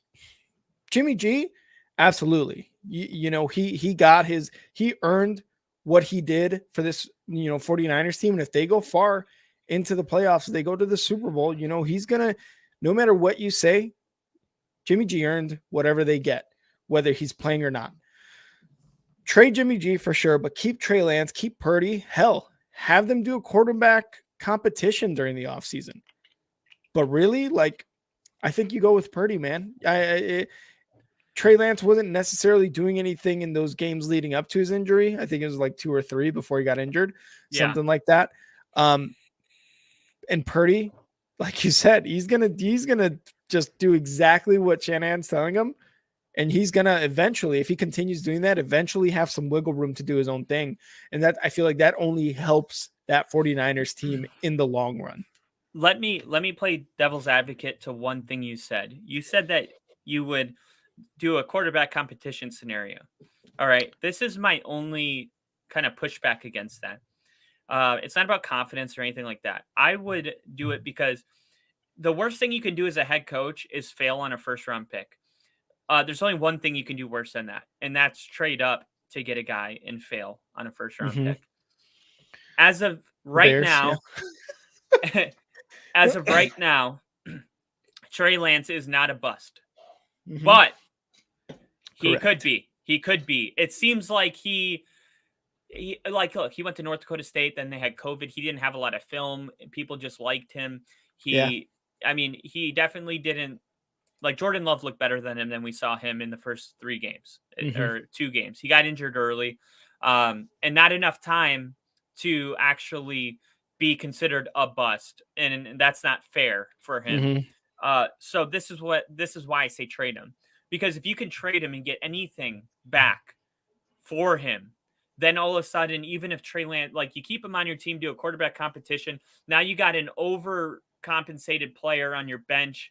And then eventually, if something happens to Brock Purdy, he goes in and he's not the guy. Now, I mean, what do you do with him at that point? Now it's like, yeah, we totally screwed up on that first round pick. I can't believe we traded up to get him. Where you can go into next season and be like, this all kind of worked out, didn't it? We'll trade Lance. We'll get that first round back. And Trey Lance paid a lot more. If you're drafted in the first round, you're worth a lot more than the 7th round, especially the last pick in the 7th round. So you're saving money. You're getting draft capital back. You're not a failure, and let somebody else have an experiment. Don't take that risk if it's not necessary. That's what I would be saying if I was in the front office. Okay. I'll take that. Let's move on to the Chargers and Justin Herbert. Kyle, take it away with Justin Herbert. All right, Justin Herbert. My question about Justin Herbert is if he wins against the Jaguars, is he going to be considered a top 5 quarterback? Or not? I don't want to say top 5. I want to say top like 3, because right now we have Mahomes and Josh Allen, and we know that that's like the back and forth. Does Josh Herbert or Justin Herbert, does he kind of we don't do names. Josh Allen Bert? Does Josh Allen and Justin Fields? Josh Herwin? Does Justin Herbert enter that quarterback room? They see each other at the Pro Bowl, It's a business as usual. Chargers win, between 11 and Mhm. 13 games a year. Are we trending in that way? I would say Justin Herbert is already a top 5 quarterback. He has 4,739 yards on the season, 25 touchdowns, 10 picks, and a 93.2 passer rating. He's overcome a lot of adversity. The Chargers had the most players on IR. He Yeah. broke his ribs in the week 2 matchup against the Chiefs on Thursday Night Football. He was able to come back after, I think, a couple games of the Chargers losing. They had a losing record. He couldn't throw the ball more than 10 yards, and he just kept grinding and grinding. And then when you really look at the film, the reason the Chargers would win games at the end is because he would make a play that Mhm. only a few players in the NFL can make with their Yes. arm. And that is why I say Justin Herbert is a top 5 quarterback. And in spite of them holding him back, I do feel that he's being held back by the Chargers. I don't think that we've even seen what he's capable of because of Staley going forward on, 4th and 30 on his own 20, and everything else that we've seen with Staley and the injuries. And I think if you had like a Sean Payton, I know I use him a lot, but he's available right now, so it's a Yep. realistic thing. If you got rid of Staley and you had Sean Payton working with Justin Herbert, it would kind of be like the circle of life, because Sean Payton went to New Orleans and traded for Drew Brees, who was playing for the Chargers. And then he would come back as the Chargers head coach and coach Justin Herbert. It kind of like comes full circle. But I think Justin Herbert has the potential to be, in my opinion, he's going to be in the Hall of Fame. Put it that way. Wow. So this is a tough one for me. Bill's saying Burrows would bury Herbert and maybe top 5, but not top 3. So Bill is kind of not with you there with the top 3. Now, for me, Herbert, he's definitely got the talent. He's got the weapons. Like you said, man, Staley, I feel like is a coach holding him back a little bit. The team, I think, can sometimes hold him back too. Sometimes, man, it really is all on Herbert. And sure, you can point to the fact that, hey, when a quarterback has to step up, they step up. Herbert does do that.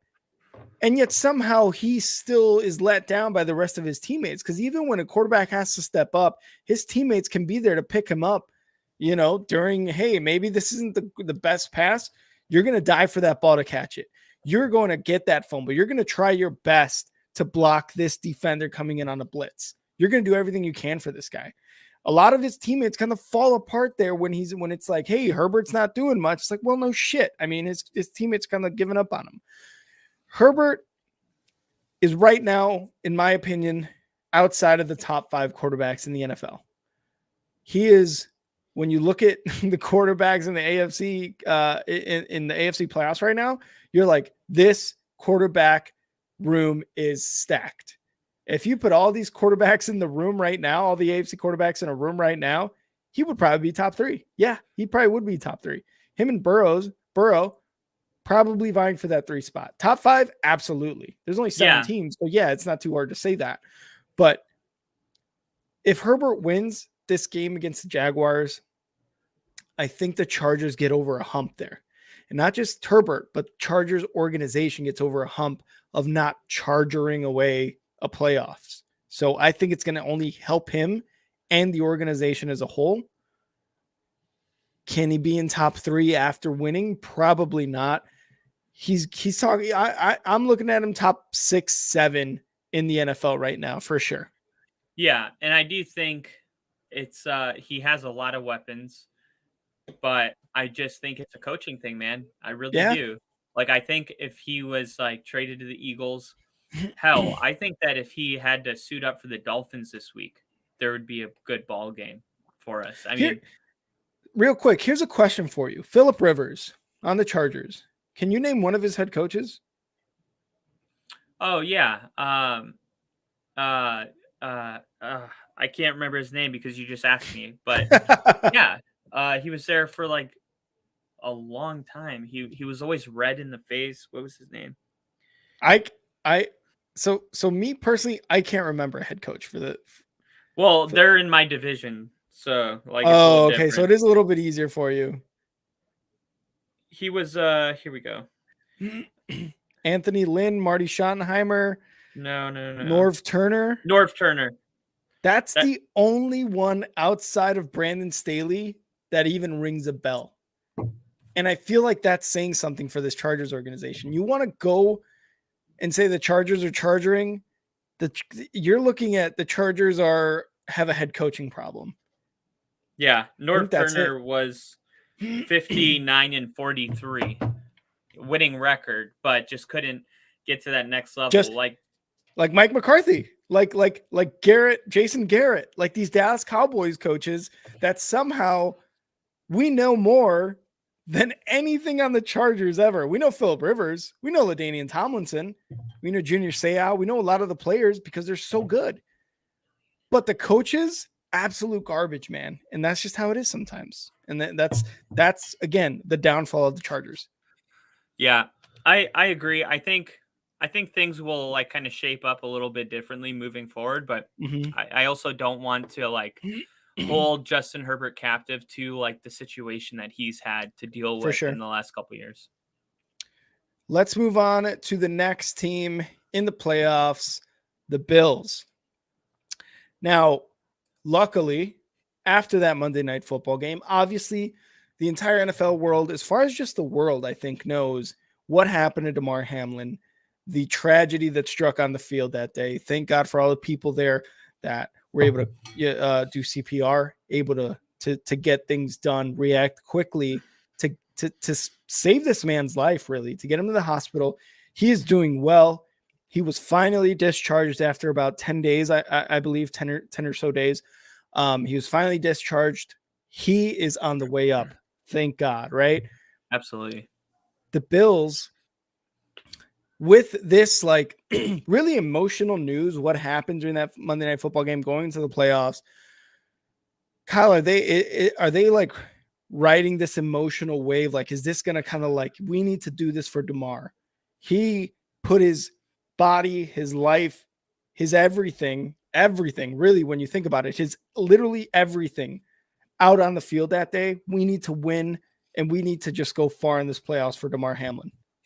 Yeah, I think so. I think it's definitely I think about when Brett Favre lost his dad and he played in that Monday Night Football game and like destroyed. I think he was playing the Vikings. Oh, he went ham. Yeah, he went ham, and it was like we've seen two sides of this coin, right? I remember when Kobe died, R.I.P. Kobe. The Lakers played in their next game, they lost. They just said like emotionally, like they weren't into it. But Damar Hamlin's doing better, so it's a little different. Kobe was gone forever. I think that the Bills already are a really good team, and this just kind of adds a little something to it. It's an incredible. Now that he's okay, it's a good story. It's hard to revive people. The fact that somebody could have been just not in this world for 9 minutes. That is, as a parent, that is the longest 9 minutes you'll ever experience. So I think that team felt that 9 minutes. A lot of people probably felt like that was the longest 9 minutes of their life, and something kind of like that's not easily forgotten. It's not like it's just business as usual. Like, okay, Damar's good. Like, this is kind of stick with them. This is going to be on their minds. They're probably going to have, the threes lit for, the postseason. It's not just like a one-time thing. I mean, this was a big deal, and it'll be treated like that. So I think this could, if you had any questions about them, I think this could be the thing that definitely takes them over the top and wins a Super Bowl for Damar. Yeah, man, it's an emotional ride for sure for the Bills. I agree with everything you said, man. This is the guy who's a competitor who wants to go out there and play the game with his team. If he could, I'm sure he'd suit up for the playoffs if he could, right? Like these guys are competitors, man. They put it all out on the field, and it shows a lot. It shows in just who they are, what they do, what they're willing to do to go out there. The Bills are definitely going to take this and try to win it all for DeMar. I can picture it now. The Bills winning the Super Bowl. They bring DeMar up there for the trophy presentation, and he's the first one to touch it. He's the first one to touch that Super Bowl trophy. Wow. I never thought about that. Yeah. It's an emotional ride, and I think the Bills are like ready to go all in for him. But yeah, that was the Bills. Let's move on to the Giants. Oh, I will say really quick. Yeah, go ahead. The Bills, we both have the Bills and Bengals winning. So the next week's game would be the Bills and the Bengals. Be huge. So that will be like, obviously, everything coming full circle right there. Yeah, for sure. Real quick, we got Bill here. Oh Lord, here it comes. We have got the Giants. The biggest question for the Giants: Dable. Double the size of a regular man's balls, goes 4 for 2. He becomes almost a legend in his first year of coaching. Yep, that's his sack right there. Are the Giants in the playoffs this year? Is this a flash in the pan? Is this something where next year Dabble got him in the playoffs, but next year it's looking more like that was a flash in the pan, probably not going to happen again? And how does the season start off with Dabble? Are they staying with Daniel Jones? Is Saquon continuing his career like how he did this year in his rookie year? What's going on? I'm going to say yes, and no. Yes, Saquon. Yes, Daniel Jones. No, this is not a fluke. And the reason I'm going to say that is because like I said, we saw what Dabble did with Josh Allen. We saw how he turned that around. Now, you can have a fluke season. That is totally like something that we have seen before. Oh, yeah. But one thing that people don't talk about a lot is that the Giants dealt with a lot of injuries in the weeks that they were struggling. And you saw like kind of teams that just don't have it kind of fall off, like the Jets and just not the ability to overcome through coaching players up that are practice squad guys, second stringers, like getting them ready to play ball at a high level to compete against starters. Dabble did that. And if you look at where this Giants team was last year, you could say that, if the Chargers win a playoff game this year, or should we expect them to win every year? And you could be like, I don't know, maybe. But going from I feel the same way about Jacksonville, right? If you go from like being like a bottom feeder in the NFL to competing in 1 year, the only thing I can think is magic.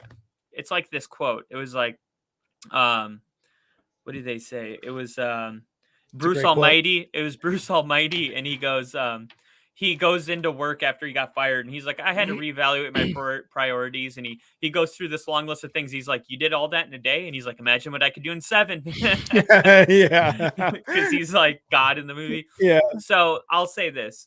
Dabble did all this in a year. Imagine what he can do in 2. Okay. I like that. I can get behind that for sure. What I will say is Daniel Jones, a quarterback, that's tough. That's a tough look for any coach, I think. If Dabble goes into next year and goes, yep, we can do the same thing with Daniel Jones. Maybe we can, I don't know, make him a quarterback that we can get behind. I just look, you make good points. Look what Dabble did with Josh Allen, a guy that not a lot of people were really high on when he came into the draft, right? Look what he did with him. Josh Allen's now one of the top quarterbacks in the league. I don't know if he can do the same with Daniel Jones. I think they have to go with another quarterback off the rip. I think they draft another quarterback. Why? Because Daniel Jones doesn't have an arm. He just doesn't have that quarterback play. It's back to my point where we were going over the wild card games. If it wasn't for Saquon, they'd have no offense. Their offense would be non-existent. But doesn't it feel like Josh Allen's first year, we were like, "Oh, Josh Allen, it wasn't even worth really talking about." And then his next year, he had a huge leap. Like this is Dabble's first year with Daniel Jones, and it's fair to say that in the last 3 weeks, we're already seeing these trends of a different Daniel Jones. Like, hey, who is this guy? He rushed for 3 touchdowns.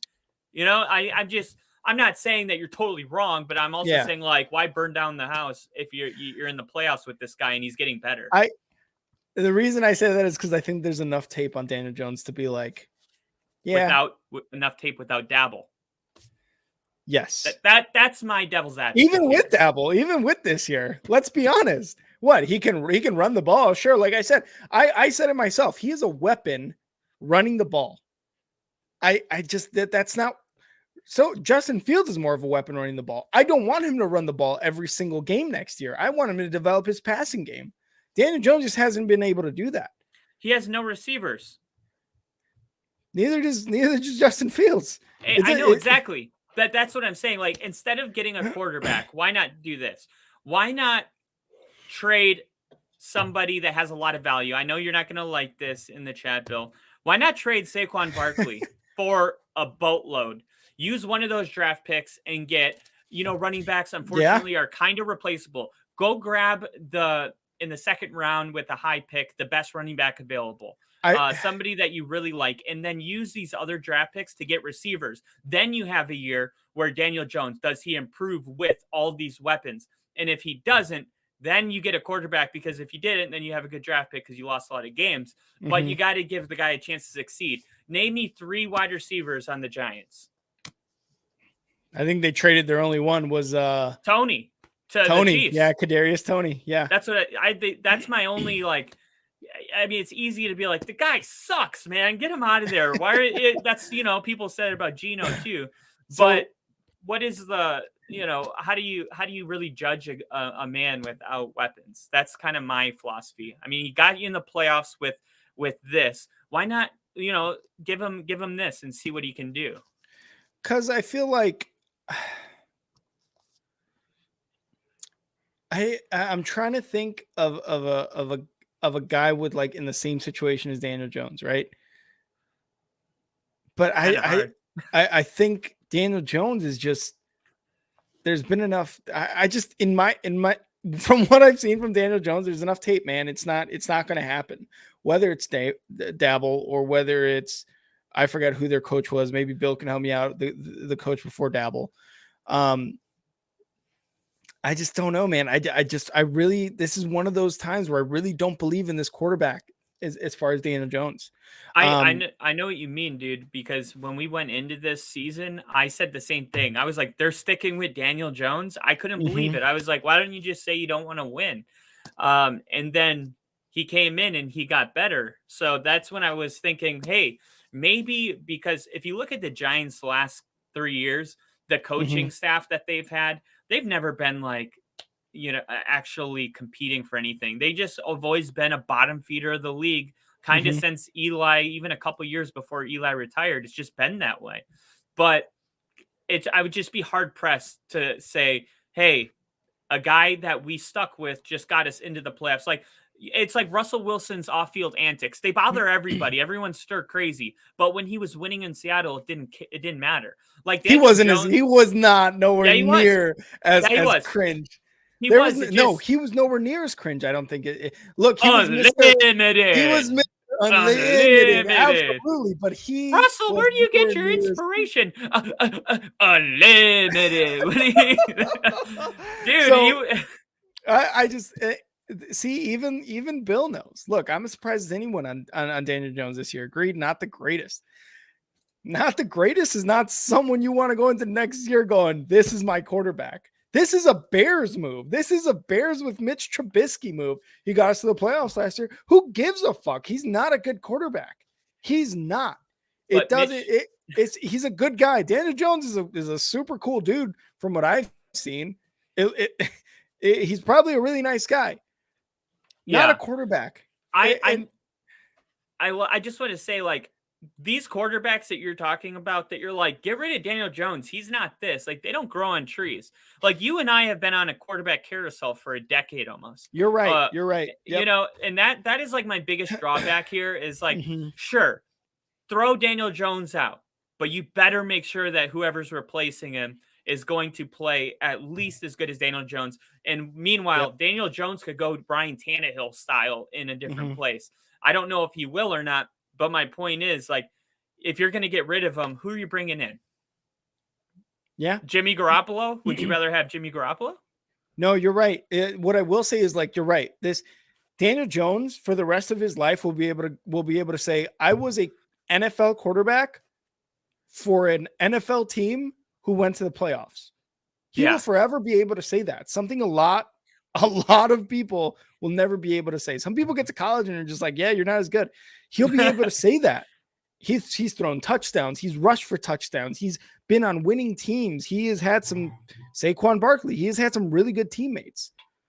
I mean, he had what's his face, the one on the Rams last year who got injured during the Super Bowl. Odell Beckham Jr. on his team. Oh, yeah, at one point.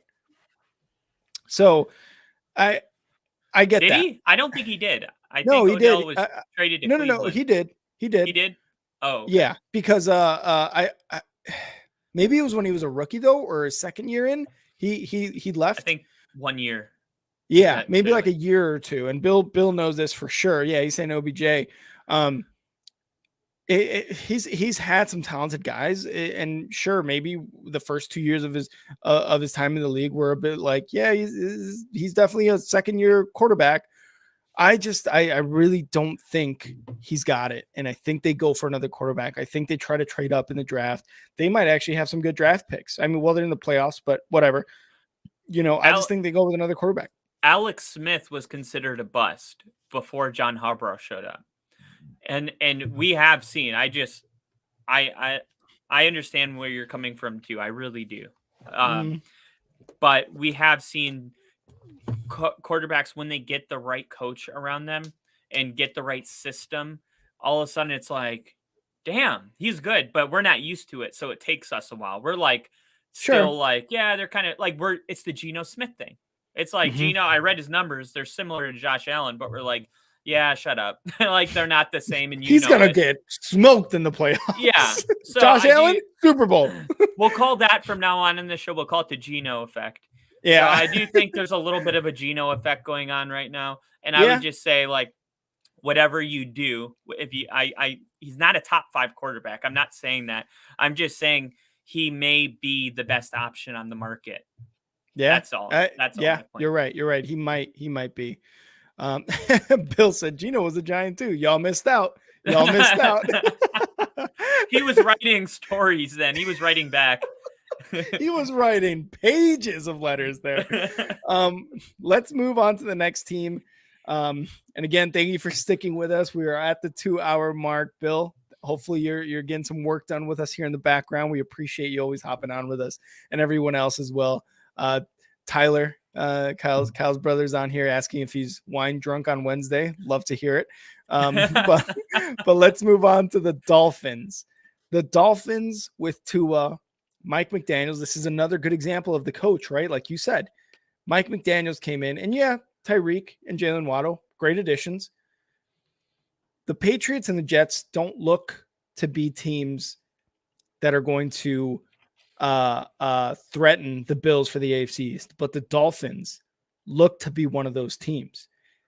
Can the Dolphins with a healthy Tua, and let's remember Tua's been in concussion protocol. I think he was injured his rookie year, if I'm not mistaken, with the I forget the other head coach's name. Can they Brian Flores? Can Tua, McDaniel, Tyreek, Jalen Waddle, Bradley Chubb now on that defense, can they threaten the Bills for the AFC East, Kyle? Yes. The Miami Dolphins are loaded with talent.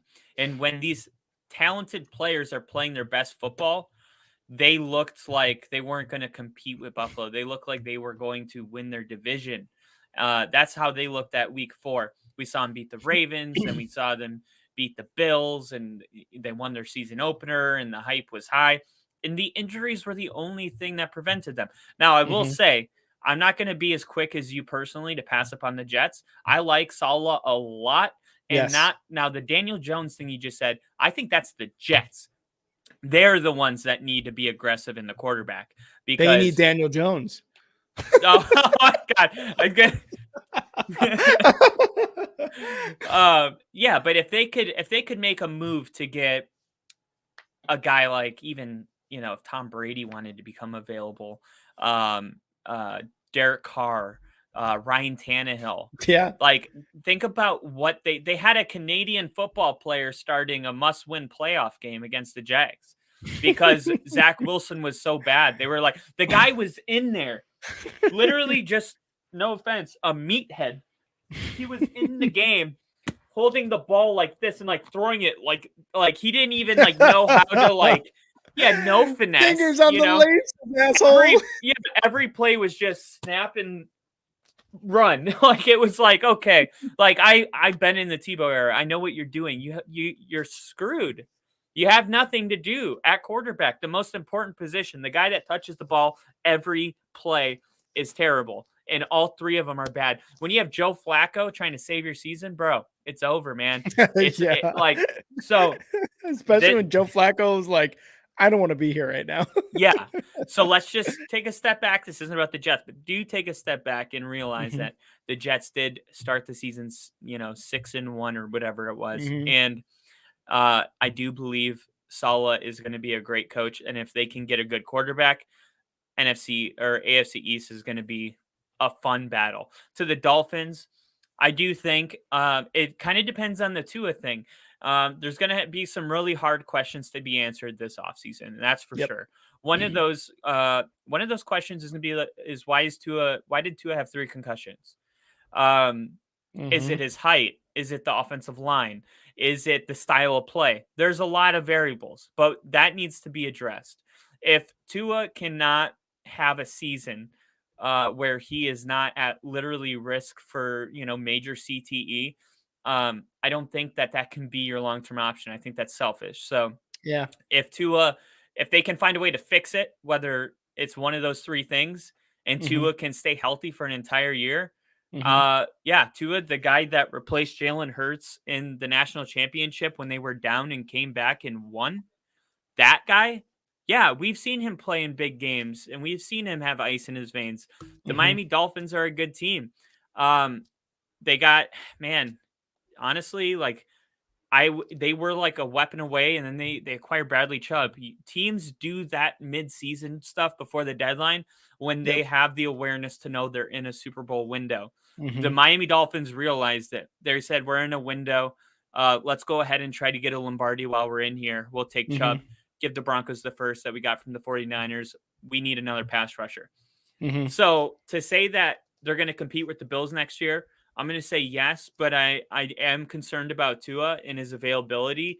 And if they have to kind of throw the whole blueprint out because of Tua, that's going to be a setback that may cost them a lot, because now you gave up a lot to get in a window that you're not really in anymore. And it may be, like a 4-year, 5-year difference. So I think there's a lot kind of riding on Tua, in my opinion. Yeah. Unless they get Tom Brady. They wanted Brady last year. That's why the owner got suspended for 4 games. He had to watch the games from his yacht. True. Real quick for Bill. Well, at least I can be here as a reference for you for at least one team. LOL. Don't mean to spam. Just offering an alternative take. All my Giants guys are in the East Coast and in bed by night, so I bug you. Bill, you're not bugging us ever. Not at all. I love that you're on here with us, giving us the Giants. I love that we have a Giants guy. We got Ginger as the Colts guy. We've got Tyler, Tyler Fink as Packers. Both Tylers are Packers. Both Tylers are Packers. You're right. That's a trend. We got Steelers. Who's the Steelers? That's God, not JST. He's Bills and Chiefs. Bills and Chiefs. But it's like another one that comes in all the time. Yeah, I know Robert is a Bears fan. So I love the fact that we can build this community with guys from everywhere, from all over, from all teams in the NFL. Yeah, we just don't have any Bronco fans. It's all you, baby. It's all you, Mr. Holding it down. Unlimited. um, I couldn't agree more with what you said. It really does depend on Tua whether they will threaten for the AFC East. Now, we've seen what Teddy Bridgewater can do. We're seeing what Skylar Thompson can do. Maybe bring in a better backup at this point, right? Because if Tua continues, and obviously, like, the first thing that should be addressed is, like you said, why is he getting so many concussions? Did we rush him back too early from the first time? Is he not getting the treatment needed? Is it his offensive line? Is it because he's rushing too much because of his offensive line? Because he's a little too this, too that? That needs to be addressed first. The next thing needs to be a better backup quarterback, because now you guys can be very dangerous. But if you don't have the right backup quarterback to manage these games with a Tyreek, with a Jalen Waddle, with a Mostert, with a good running game, and a really good head coach who can make adjustments, you guys are screwed, and you guys aren't going to be like in the discussion for the AFC East. So those are the two top things. And I mean, obviously, we all want Tua to be healthy and to have a long career, because we just saw what happened again. I hate, I don't want to mention this or keep mentioning it, but Damar Hamlin, we saw what happened. Your career could be done in an instant like that. Shazier, from a while ago, he never played football again. Johnny Knox for the Bears a long time ago had like a crazy injury to happen on the field. So the first thing is you want to make sure that you're healthy, that you're getting the right treatment with Tua. But I agree, like, if they don't do anything about that, it's going to be a tough go for the Dolphins in the AFC East. And real quick, you mentioned the backup has to be good. They are trending towards having Teddy Bridgewater back to be able to start. Teddy Bridgewater is one of the best backups in the league. He was a full starter last year. And I mean, we had, I think 1 or 0 more wins, but I'm just saying, like, the experience is clutch. Teddy Bridgewater is their best chance to win. So that's kind of good news for the Dolphins. Yeah. No, I would much rather go with Bridgewater for sure. Yeah. Next up, we've got NFC North rivals of the Bears. We've got the Vikings.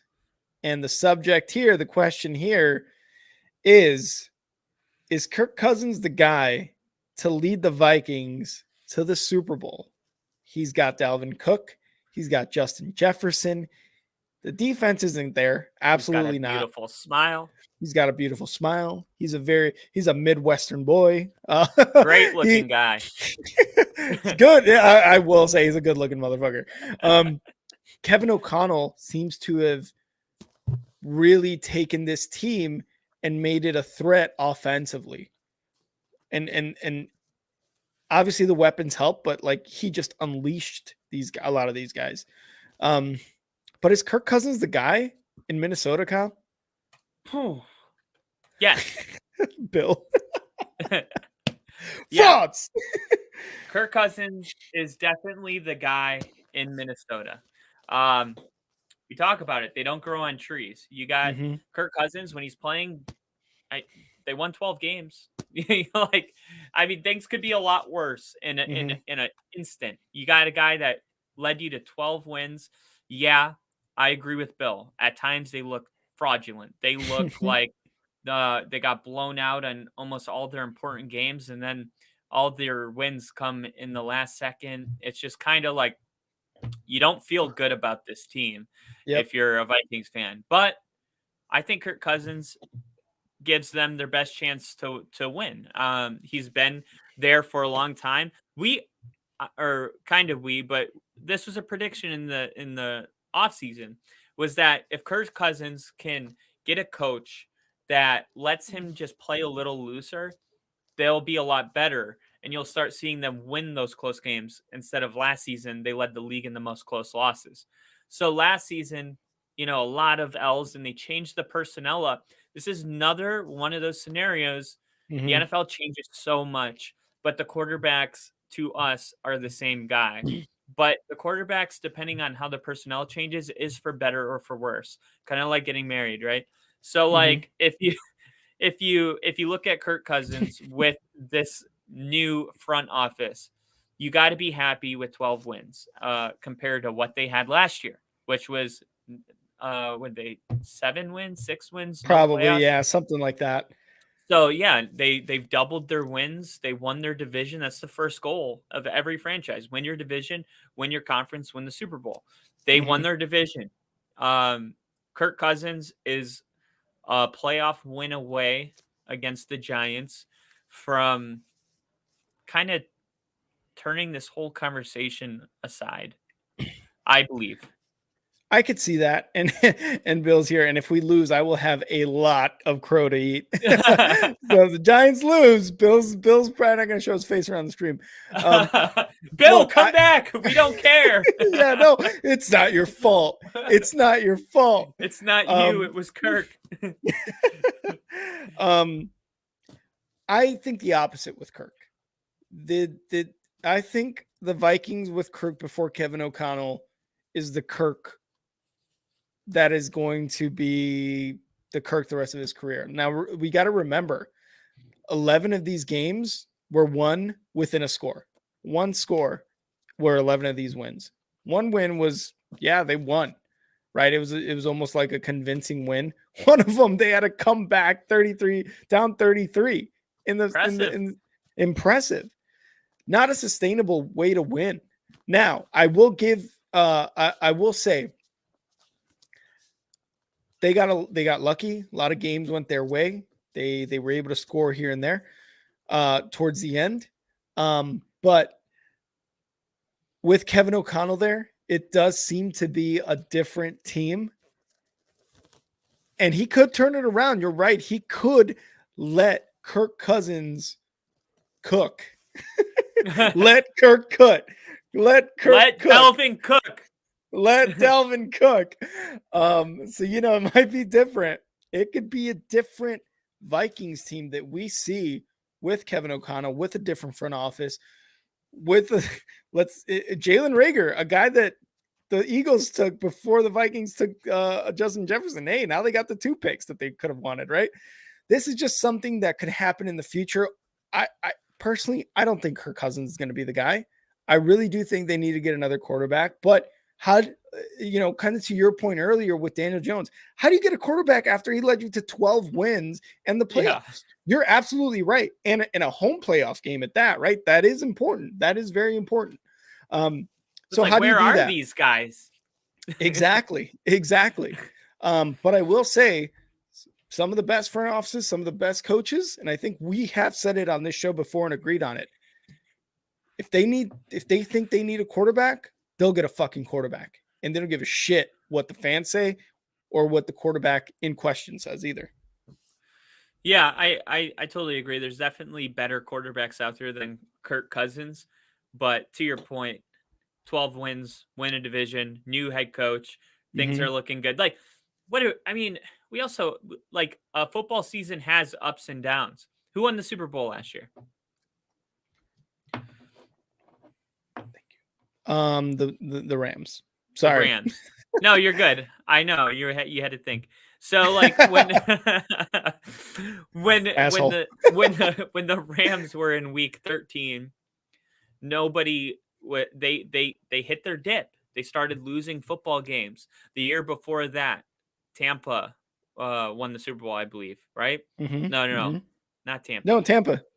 Was it Tampa? Yeah, because he's in his 3rd season. Yeah. So Tampa won the year before that. Tampa, I mean, they started the season, they were like 500 up until like week 8, and then they flipped the switch. So like, it's like there's a couple teams that just don't really do that. The Chiefs, the Eagles. And I think a lot of times when we're asking about these quarterbacks, we're like keeping that in our mind. We're like, let's get that. Right. But we also, I think, forget how rare that is. And not necessarily necessary to win a Super Bowl. Like the Vikings could flip a switch and start winning games and getting a shootout with Philly. Like we've seen stuff like that happen. So I would say it's not, to me, at a point where it's like, rip it up, like start from scratch, draft the new guy. I mean, if anything, I would draft a guy to sit behind Kirk for a year. But you mentioned the Rams. Look what they did when they won the Super Bowl. Sean McVay said, we're not going to do this with Goff. Goff got them to the Super Bowl. Goff's And he better said- than Stafford right now. And he said, sure, but who won them the Super Bowl? Goff. He said Von Miller. Goff. Yeah. Okay. Goff said, or McVay said, Goff. Yep. He got me to a Super Bowl. Matthew Stafford will win me that Super Bowl. First year, what happened? Yes, Von Miller was a huge part of that. Aaron Donald, but Jalen Ramsey. Who was throwing those passes to OBJ for that touchdown in the Super Bowl? But my thing is, if Matthew Stafford wasn't Von Miller. If Matthew, it was Matthew Stafford, and Matthew Stafford is a Hall of Fame quarterback. I love Matthew Stafford. I followed him at Georgia, but my only thing is, like, if he was that great, how come he never had the success it seems like Jared Goff kind of tapped into? Like, it seemed like they were always like, I get it, like, but he did have Calvin Johnson, and I think he made it to the playoffs that year too. Who else did he have? Exactly. Then he had no. He had some guys. He had some Calvin guys. Johnson. Had Calvin Johnson. That's it. The defense with Ndamukong Suh, I will say, was good. They were dominant.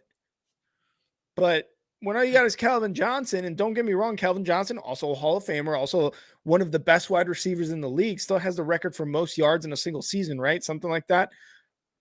You still couldn't do it, even with a guy like that. It's probably the team. This is a team game, quarterback and wide and passing game driven, sure, but it's still a team game, man. Do you feel like the Vikings are too talented to not be in an NFC Championship? I think that's kind of where we're getting with this. What do you mean? There's too much talent on the Vikings. There's only one ball. No, to like not be in the NFC Championship. Oh. Because they're going to do what you want a star quarterback to do. So unless you're just saying, like, the talent they have right now, a better quarterback would take them to the NFC Championship or something like that. You know what I mean? Like, I think I know what you're saying. I think that's what I'm saying. A better quarterback would take them. Are the Vikings in a window right now? The Vikings are in they're in a window, but if 3 years go by and they don't win and they finally get another quarterback, they will still be within that window because the defense still has to improve. Yeah. The defense is like the major concern, and I feel like we're putting a lot of that on Kirk. Dude, I love these conversations because once it goes playoff time, we're going to be like, let's say Kirk goes out there and throws 3 picks. You know, I'm going to be like, next time I come on, I'm going to be like, yeah, so so Kirk Cousins gone. Yeah. But the good thing is, like, we're just going to be like, I mean, yeah, who could have fucking called that? You know what I mean? Like, it is what it is. So, what was I going to say? Let's go to Bill here. If Stafford offered to work for the Giants for free, I would keep Daniel Jones 3, 2, 1 until responses are like, what the fuck? What the fuck, Bill? What the fuck? No. Let's move on to the Ravens. I love it. This is the biggest question mark for the Ravens, and it's not even a question, really. Lamar Jackson. He's already missing another practice. Doubtful, questionable, whatever you want to say into this Wildcard Weekend game. Even bigger than this playoff game is he going to be on the Ravens next year?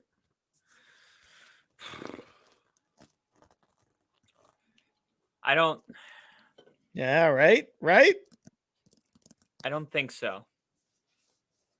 Well, it's tough. It's a tough one because because we don't know. No, I'm kidding.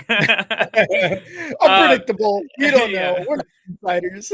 It's just tough because he's dealt with a lot of injuries. If he doesn't go out and win a playoff game against the Bengals, obviously we heard that the contract that Lamar turned down was somewhere in the vicinity of what Deshaun Watson was being offered, which means one thing. Lamar Jackson wants to be the highest paid quarterback in the NFL. Yep. Now, if you're the front office for Baltimore, is Lamar Jackson worth the most money out of every quarterback in the NFL? The answer to that is no. He is not worth the most money, which means if we can't come up with an agreement where he acknowledges that, he will effectively walk away from the Ravens. And that's kind of how I see it unfolding. Yes. And he's got an MVP, and that's what he's using. Yep. But what do the Ravens have on their side? You've been hurt almost every year you've played the game. Yeah. How are you the most talented, the quarterback that commands the most money when you have Patrick Mahomes out here winning a Super Bowl, going to 2 Super Bowls, AFC Josh Allen championship every year. Yeah, AFC championship for every single year he has been in the playoffs. Josh Allen over here threatening to be NFL MVP, possibly Super Bowl MVP. He's that good. Jalen Hurts took 2 years for his team to be the most dominant in the NFC, possibly a Super Bowl trip in the future. How can you say that, Lamar Jackson? Don't get me wrong. Would I want Lamar Jackson on the Bears? Maybe before the emergence of Justin Fields? Yeah, 100% I'd want Lamar Jackson on the Bears. Would I pay him more than Patrick Mahomes? Absolutely not. Absolutely not. Would not pay him more than Justin Mahomes. Fields. I said before the emergence of Justin Fields. Oh, okay. Sorry. Yeah. All right, give us Fields. We'll give you Russ. You trade him to the Ravens and you get Lamar. Look at that. Kyle's already like, oh my God, I got this going. Dude, we could have had him anyway. Yeah. I don't want to relive it. Sertan, I love you. All right. I totally agree with everything you said. Lamar Jackson is asking for a lot of money. And I will just, my final thought on this whole thing is this. The MVP season that he had seems like a very, very long time ago. And it wasn't. Mm-hmm. Which means while other quarterbacks have been having Sunday night showdowns and being promoted in Twitter, showing them fired up and crazy plays, we haven't really, this whole season kind of feels like, even when Lamar was playing good, it was just kind of happened all quietly. Like it didn't feel like it didn't feel like a great year of like Lamar Jackson's brand being promoted. I feel like his brand decreased this year significantly. I think the best time for him to get a big contract would have been the year after his MVP season. An extension, right? Yeah, something like that. Extension, something like that. But unfortunately, this thing with him not wanting an agent and using his mom, it's going to backfire. And I think it's going to get ugly before it gets worse because whoever the Ravens are going to say, we're not comfortable doing that. And Bill mentioned it. He said, well, who has the money to do it? Well, the answer is I don't see any ball club doing it. I don't see even a team desperate for a quarterback that would say like, okay, we're going to pay you more money than, Patrick Mahomes and Josh Allen and Aaron Rodgers. Because you don't stay healthy. We'll pay you for about 10. I'm sure they could make like a really massive contract, but have incentives in the details. Like if you don't play more than 14 games a year, this contract, and there you go. Not having an agent, there's going to be incentives in there that if you are a guy that is like for the Players Association, they're going to be like, that's messed up because we don't know if we're going to get hurt. Yeah. And those are the kind of things that you don't want in your contract. Hey, if this happens, we're taking your money. The rich owners, and the players beat themselves up and get their money taken. Dude, get an agent. That's the last thing I'm just going to say. Exactly. And I couldn't agree more. The next one, we did talk a little bit on him. We touched a little bit on him, but the Bengals, Joe Burrow headed into his second playoff appearance after being in the Super Bowl the year before when I would say it was a big surprise. And I think a lot of people would say the same. Is Joe Burrow a top 3 quarterback if he can get to Super Bowl again, or at least the AFC Championship? I think like we had discussed. Joe Burrow is right now a top 3 quarterback. Right now. Even in the NFL, AFC? NFL. Okay. Yeah. Joe Burrow is, I said it, the most underrated quarterback in the NFL. Goes to the AFC Championship. Over him. Kirk. Oh my God, Kyle's heart dropped. I felt that. Go ahead. Sorry. Dude, the guy's in the AFC Championship. He takes him to the Super Bowl. Worst offensive line in the league. Barely can get around. Most sacked quarterback. Running for his life. Wills the team to the Super Bowl. All he did in LSU was win. He had one season. It was cut short because he tore his ACL. Came back the next season. Took him to the Super Bowl. Yeah. In the last 2 games, I don't know the exact number, but he has led them to 2 10-plus win seasons. And obviously the Super Bowl appearance is all that matters. He beat the Chiefs when it mattered on the AFC Championship in Arrowhead. He beat the Chiefs again this year. I think they were on track to beat the Bengals. This is the year of the awakening of Joe Burrow. Madden cover 2023, Joe Burrow.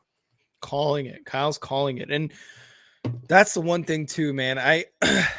I seeing Joe Burrow, LSU win the national championship, look cool as shit, smoking that cigar post game, right?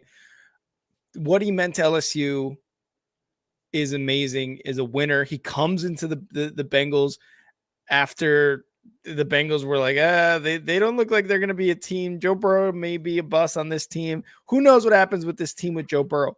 Joe Burrow, like you said, has one bad season with the Bengals and then goes to the Super Bowl the next year. Like at this point, it's like if he's not making the playoffs every year of his career, it's like, whoa, what the fuck's going on with Joe Burrow? Joe Burrow said it himself. They asked him, they're like, so do you think the Bengals, do you think you guys are in a window right now? He's like, the window for a Super Bowl is my career. Tell me that isn't the most badass thing. Right? Boom, mic drop. That's the most badass thing you can say as a quarterback. I can't drop this mic because it was very expensive.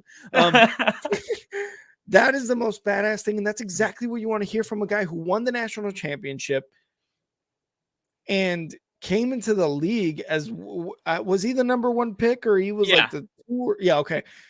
And has proven that pick, has proven his career in college, already gone to the Super Bowl. This dude is all that. And I'm going to date myself here, but all that in a bag of chips. Like that guy, he is that guy. All that in the bottle of wine. So he's definitely a top. God, I do want to say top 3. Who would you put over him right now? And that's what I'm thinking. Like, who would I put over him? Jalen Hurts, maybe. But even then, it's like Joe Burrow plays in the AFC against Patrick Mahomes, against Josh Allen, against the Tua teams, against like a now emerging Trevor Lawrence. You know what I mean? Like Trevor, like Joe Burrow's success, you can almost look at it like Trevor Lawrence. Horrible first year, and now he's in the playoffs as home field advantage. So, just to think, just a couple things to kind of take there. And Bill said, yeah, I would take Joe Burrow in a hot second. Bill, you're going to be right back. Coyote may be out back. Ooh, no shit. Coyote. Get Coyote. Do you have anything else on Joe Burrow and his legacy with the Bengals? No, that's all I got on that one. I can't wait to see him shock the world again. I don't know why they're shocked, but they will be. Same. Let's move on to the Chiefs. And the Chiefs, we've talked about them. AFC Championship game every year with Patrick Mahomes. Won a Super Bowl already. But are they a dynasty because they've only won one Super Bowl? Are they a dynasty? Yes. A dynasty is something that's created in a long stretch of time of continual dominance. Mm-hmm. That is what Patrick Mahomes, if we learned anything from Tyreek Hill being traded and Mahomes throwing for almost the world record for passing yards, it's that it's not about the players that they set up. I love when people are like, it's Andy Reid, it's Travis Kelce. Yeah, was it Andy Reid and Travis Kelce when it was Alex Smith? No, It wasn't. Mahomes is not just already in a dynasty. He's been to the Super Bowl more years than he hasn't, right? He had took over. He went head to head with Brady in the playoffs his first Mhm. season, a rookie. Or he sat behind Alex Smith, but Yeah. his first season, he went toe to toe with Tom Brady. It went into overtime, and Brady scored. In our new playoff era today, Mahomes would have got the ball back and would have won, and Tom Brady Yeah. wouldn't have won the Super Bowl that year. And I really believe that Mahomes would have won the Super Bowl that year. But he went to the AFC Championship. He went to the Super Bowl and won it the next year. He went to the Super Bowl and lost it.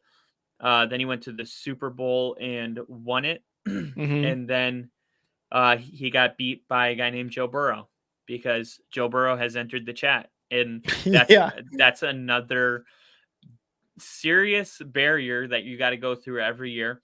But Mahomes is up for the challenge, dude. We've never seen a player as talented as Mahomes, and we may. Nah, I won't say that. I No, don't yeah, want to you say. can't. You Yeah. can't. Because we thought the same thing about Brady, and it's Mahomes now. Yeah, I do think that Patrick Mahomes will win, and I'm not kidding. He'll win at least 7. Oh, wow. That'd be insane. That would be insane. Look, I love the Chiefs. I love Mahomes. I don't think necessarily it's a dynasty. They've won one Super Bowl since what was it? 2019 they won. 2020 they lost.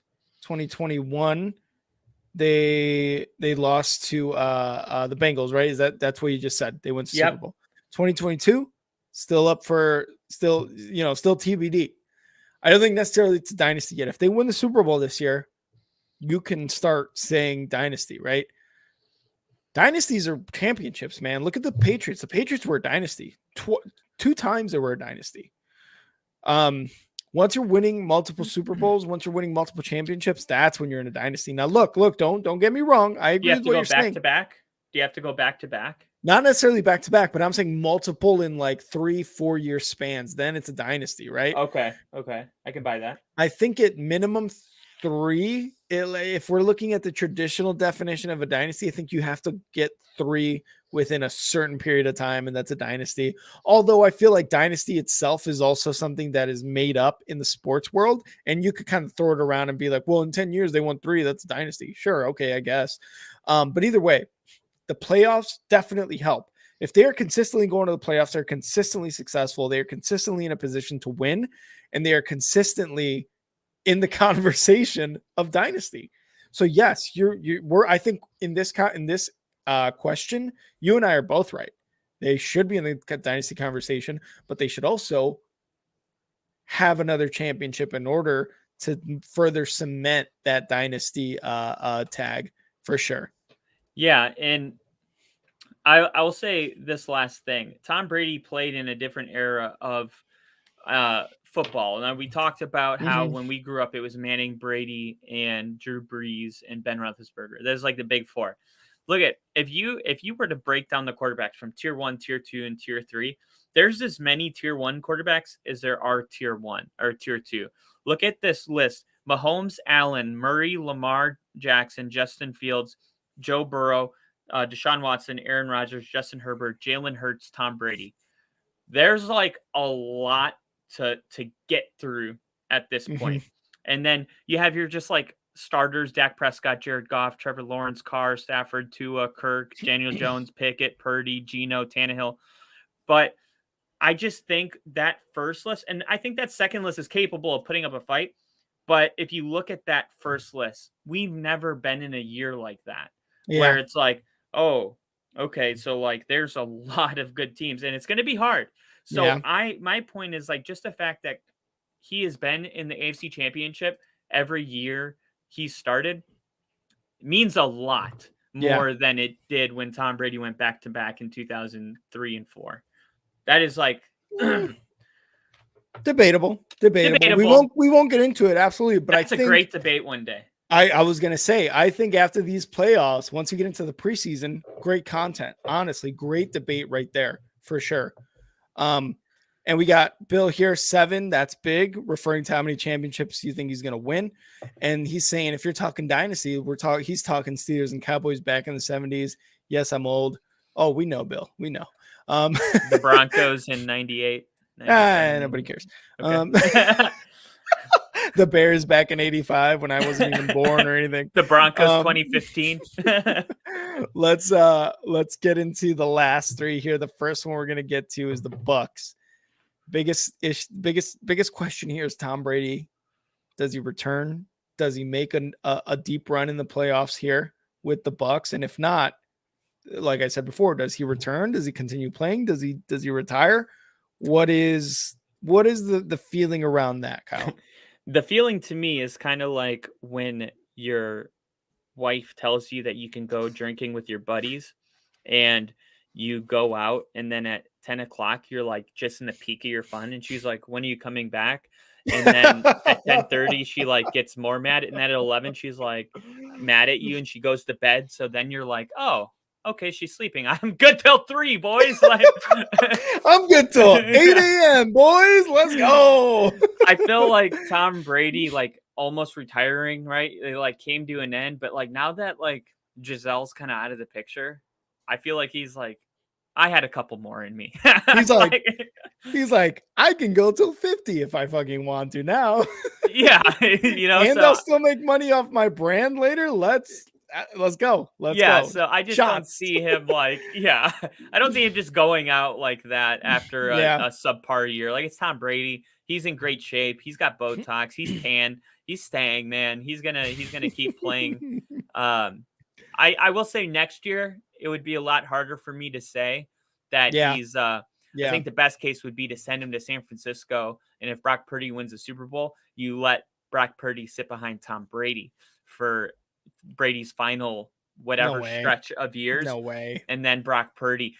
They're so similar, and the teacher becomes the master. Just kind of, I think it makes perfect sense, and it's just an amazing documentary if it happens. the championship DVD. Kyle's just looking forward to that. We'll sell it here on Only Football. I'm gonna create it. It's so funny you say that. My wife's not like that. She definitely lets me go have my fun. But I just, when you said that, I thought back of like an ex-girlfriend, and I was like, what a fucking buzzkill. Anyway, back to Tom Brady. Man, dude, it is rough with him because like that was a perfect example. I'm good till 3. Boys, sorry if you lost me there for a bit, but I was just saying that's a perfect example, like you said. The whole concept of him like no longer, I don't want to say no longer needing to be with his family, but like it's in a sense not having to do that. Now he can play freely. Now he doesn't really have like, should we retire? Should we not? I have to let somebody else in on this decision. He can go for it, right? But oh god, I don't know if he's got any more, man. If this season was telling it all, it's like, dude, you probably should have retired, or you probably should retire. But he comes into next year and he goes 5-1, 6-2, and he's looking like his old self. It's like, wow, we couldn't have been any more wrong, right? Like after he left the Patriots, we're like, he's going to the Bucks. No way. That's it. He's done. How many times have we ruled Tom Brady out in his career? A couple times already, I think. And it's like he just comes back, much stronger. So I don't know. It's really one of those things where you're just like up in the air and you're just like, I have absolutely no idea what is going on. Bill is here. He said you were like top 5 QBs before, but you noticed Brady wasn't in that conversation. Weird. That is a good point. Well, we said top 3. We said top 3, and right, but we were talking in top 5 too. Like, oh, is Herbert in the top 5? Well, I said he wasn't. Looking, but I don't think we mentioned Brady at all. Well, we're talking like right now versus legacy. I mean, if I have to start a Super Bowl game and I have an option even between Jalen Hurts or Tom Brady at this year right now, I would rather have Jalen Hurts. I'd rather have Mahomes, Burrow. Mm-hmm. If you're talking about the greatest guy to ever lace up the cleats, Tom Brady. Yeah. I mean, I'm down to give respect where it's due, but there's just people playing at a higher level right now, unfortunately for Tom. True. And Bill's pushing this Raiders narrative. Brady and Adams at the Raiders could be dangerous. Absolutely could. Absolutely could. You saw Raiders, what he did. Yeah, they made it vocal that they want Brady. That's already out. You saw what he did with what's his face at from the Vikings, the wide receiver from the Vikings that came to the Patriots for a couple of years. God, what's it? Randy Moss. Randy Moss. Oh, Randy Moss. Yeah. Yeah. I don't know why I Who couldn't is think of his that name. guy? Yeah, who's that one I guy? couldn't either. I was like, Who's one of the NFL's greatest wide receivers in the ever? God, I can't forget his name. Whatever, we'll move on. yeah, So that would be something. the next team up, we've got the Eagles and Jalen Hurts. Kyle, what did you have with the Eagles and Jalen Hurts? Okay. We're talking about the quarterback club, and we read the list of a lot of quarterbacks on here. But some of them said, like, you know, I had Justin Fields as a tier 1 at this point. I just believe in him a lot. I also had Thank Deshaun you. Watson. But I wrote Jalen Hurts there, and I just want to get some feedback about this because I was really high on them. I think Hurts avoids the injuries. He should be up for MVP. He'll definitely be on the voting sheet. Jalen Hurts in my opinion, turned Philadelphia around from not just like a players and personnel standpoint, but like the attitude. What are the Eagles? Like, who are the Eagles? They have identity, and that identity is Jalen Hurts. If the Eagles, I would say if the Eagles make it to the Super Bowl this year through the NFC, is Jalen Hurts the best quarterback in the NFC? If they make it to the Super Bowl? Yeah. Yeah, man. I think plain and simple, yes. Wow, that's such a leap in 1 year. Good for him. It really he earned is. it. He really did. You look at something like you said, the feat that he accomplished. First round losers last year. And look, the playoffs still haven't happened. He may be a first round loser this year, depending on how the team plays. A lot of us aren't expecting it. A lot of us are expecting Super Bowl. Kyle's like, please, God, no. So we're expecting Super Bowl. If he goes to the Super Bowl, whether he wins or loses, he's the best quarterback in the NFC. Not Dak Prescott, not Tom Brady right now. Let's specify that. Not right now. Not not Kirk Cousins. That's for sure. Yeah. Not any of those teams. He's the best quarterback in the NFC right now if he goes to the Super Bowl. Now, if he puts on a great performance and loses, let's say in the divisional round, even in the NFC Championship, I still think he's probably one of the better quarterbacks in the NFC. If Tom Brady goes to the Super Bowl, let's say, right? Like, let's just say Tom Brady, one of the greatest quarterbacks again, he still won't be the best quarterback next year in the NFC. It'll be Jalen Hurts. And that's something I'm confident in Jalen Hurts saying that. Yeah, I totally agree. And I think Jalen Hurts, when he goes to bed at night, if he prays, he's going to be thanking God that he's in the NFC, because you see the AFC going through Mahomes, Herbert, Burrow. I mean, look at the NFC. You try to think of, wait, who's his competition? Oh, Dak? Tom Brady and Brady? Dak. Rodgers? Yeah. I mean, yeah. I think I'd rather have Hurts than any of those guys right now. Just that he's an animal, and he's trending the way the NFL is. Exactly. And Bill would agree. Jalen, another one I would take in a hot second. Absolutely, Bill. 100%. All right, let's finish it off with our last team here, and it's going to be the Jaguars. The very surprising Jaguars. I almost don't want to say very surprising, because when we heard of the Doug Peterson hire, it was like, oh, nice. This team is probably trending upwards now. I think the only surprising thing is that we didn't expect them to win the AFC South. I think me and you both had the Titans. Or no, I'm sorry, the Colts. Yeah. The Colts or the Titans, one of the other. Yeah. So the fact that they are the AFC South champs with a home playoff game, very surprising. Now, the question comes up now was, and correct me if I'm wrong, Kyle, like, does this success in a very short period of time for both Peterson and Trevor Lawrence, does it mean more to Trevor Lawrence, or does it mean more to Peterson? If they win, if they don't, they just made it here. Correct me if I'm wrong, but that was the question, right? Yeah. Mm-hmm. It's obviously really big for Doug Peterson because he won a Super Bowl with Philly, and then he kind of fell off a little bit. And then you see Eagles are having so much success without him right now. Usually if someone moves off of, someone that won a Super Bowl, it kind of reminds me of San Francisco moving off of Harborough and then getting Kyle Shanahan. It's like, damn, like they didn't need me. It kind of sucks.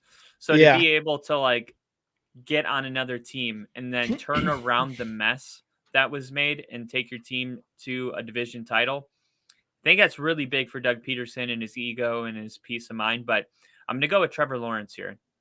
Trevor Lawrence was one of the top 4 highest ever graded quarterbacks by, I don't think it was Curb Street. It was the other guy that always rates quarterbacks. It was. Oh, yeah. You mentioned, you've mentioned him, and I'm forgetting his name too. I'm spacing on his name. Yeah, but I mean, only guys on that list was Manning, Andrew Luck, and John Elway. Yeah, it's not Todd McShay, but the other guy, right? Yeah. Big hair, the glasses. Yeah, exactly. Yeah. So that is like, that's good company, and that's a lot of pressure. And all he did is win. And then he goes to Clemson and he wins. He's in the national championship every year. And I think his first loss was in his second national championship. And then he comes to Jacksonville and all they do is lose. I mean, week after week after week, and the drama, and Urban won't, start the running back. To be able to kind of clean the slate. And then, I mean, I would say like the hype wasn't as high this year. Like, I don't want to say that people forgot about Trevor Lawrence, but it wasn't like it was his first year where it was like, oh, everybody watch out. There's a new player on the field. His name's Trevor Lawrence, and he's coming for so the fact that he's able to turn this around, show that kind of improvement that we expected, and then go into the playoffs. This game coming up is going to be probably the most important game he's ever played. It's one thing to play in college and national championships. You're in the NFL and the playoffs, and the world is watching, and you're at the highest level now. Can you be that guy? We'll see. Exactly. Real quick to Bill's comment, Goldilocks. I love that name. Goldilocks is doing pretty good, but I'd keep Daniel Jones over him. What the fuck in 3, 2, 1. What the fuck? You made good points for both of them, Peterson and Trevor Lawrence. I think I think you went with Trevor Lawrence, and I'm also going with Trevor Lawrence. After the BS that he went through with Urban Meyer the year before, his rookie season, no less. This is the year where you bring this guy. You're like, you're an NFL quarterback now. Welcome to the NFL, and you give him Urban Meyer as a coach, and then what transpires after the hire is what transpires. Like, that has got to be so crazy for Trevor Lawrence. So I think this, after the year he went through, is just it. He's probably like, I am in the NFL playoffs in my second year. All I've known is winning, and now I'm finally tasting the winning, right? Like, whether or not he ended up with a losing record in the regular season, you're in the playoffs. That's a win, So I do think it means more to Trevor Lawrence, but I will say for Peterson, the fact that he came into the Jacksonville Jaguars team, again, a team who hasn't been to the playoffs since 2016, and even before then, since like 2009 with David Garrard, it's impressive. It's very impressive with what he's done. Super Bowl winning coach, absolutely, but very impressive with what he's done with what he has to work with. A guy that, his number one receiver is Christian Kirk. The guy that they overpaid that blew up the wide receiver market in the preseason. So I will say I think it means more to Trevor Lawrence, and I think it's just gonna make him want more. It's gonna shoot him in that same trajectory with like Joe Burrow, right? Like, it's just gonna be like, I want more. I want a Super Bowl. I want an NFC champion or AFC championship. Yeah, he's gonna want that, and you always want your young quarterback to be that hungry, like a Joe Burrow, like a Patrick Mahomes, like a Josh Allen, all these guys, right? Like, there's so many good examples. And I have Trevor Lawrence in my tier 2. You bump him over to tier 1, and it's like, dude, there's more, tier 1 quarterbacks in the NFL than there are mediocre and bad quarterbacks. That is just I guess that'll help out some of the teams that are, in your opinion, going to be looking. Just remember, you said, just to quote you, you said Kirk Cousins should get the boot, Daniel Jones get the boot, but there's also teams that started Mariota, PJ Walker, Davis Mills, Matt Ryan, Bailey Zappi, and Andy Dalton. So like those teams are going to be probably more aggressive than Kirk Cousins and Daniel Jones. And then they're going to get stuck with the leftovers. And those leftovers may not be better than Kirk Cousins. No, yeah, you're right. You're right.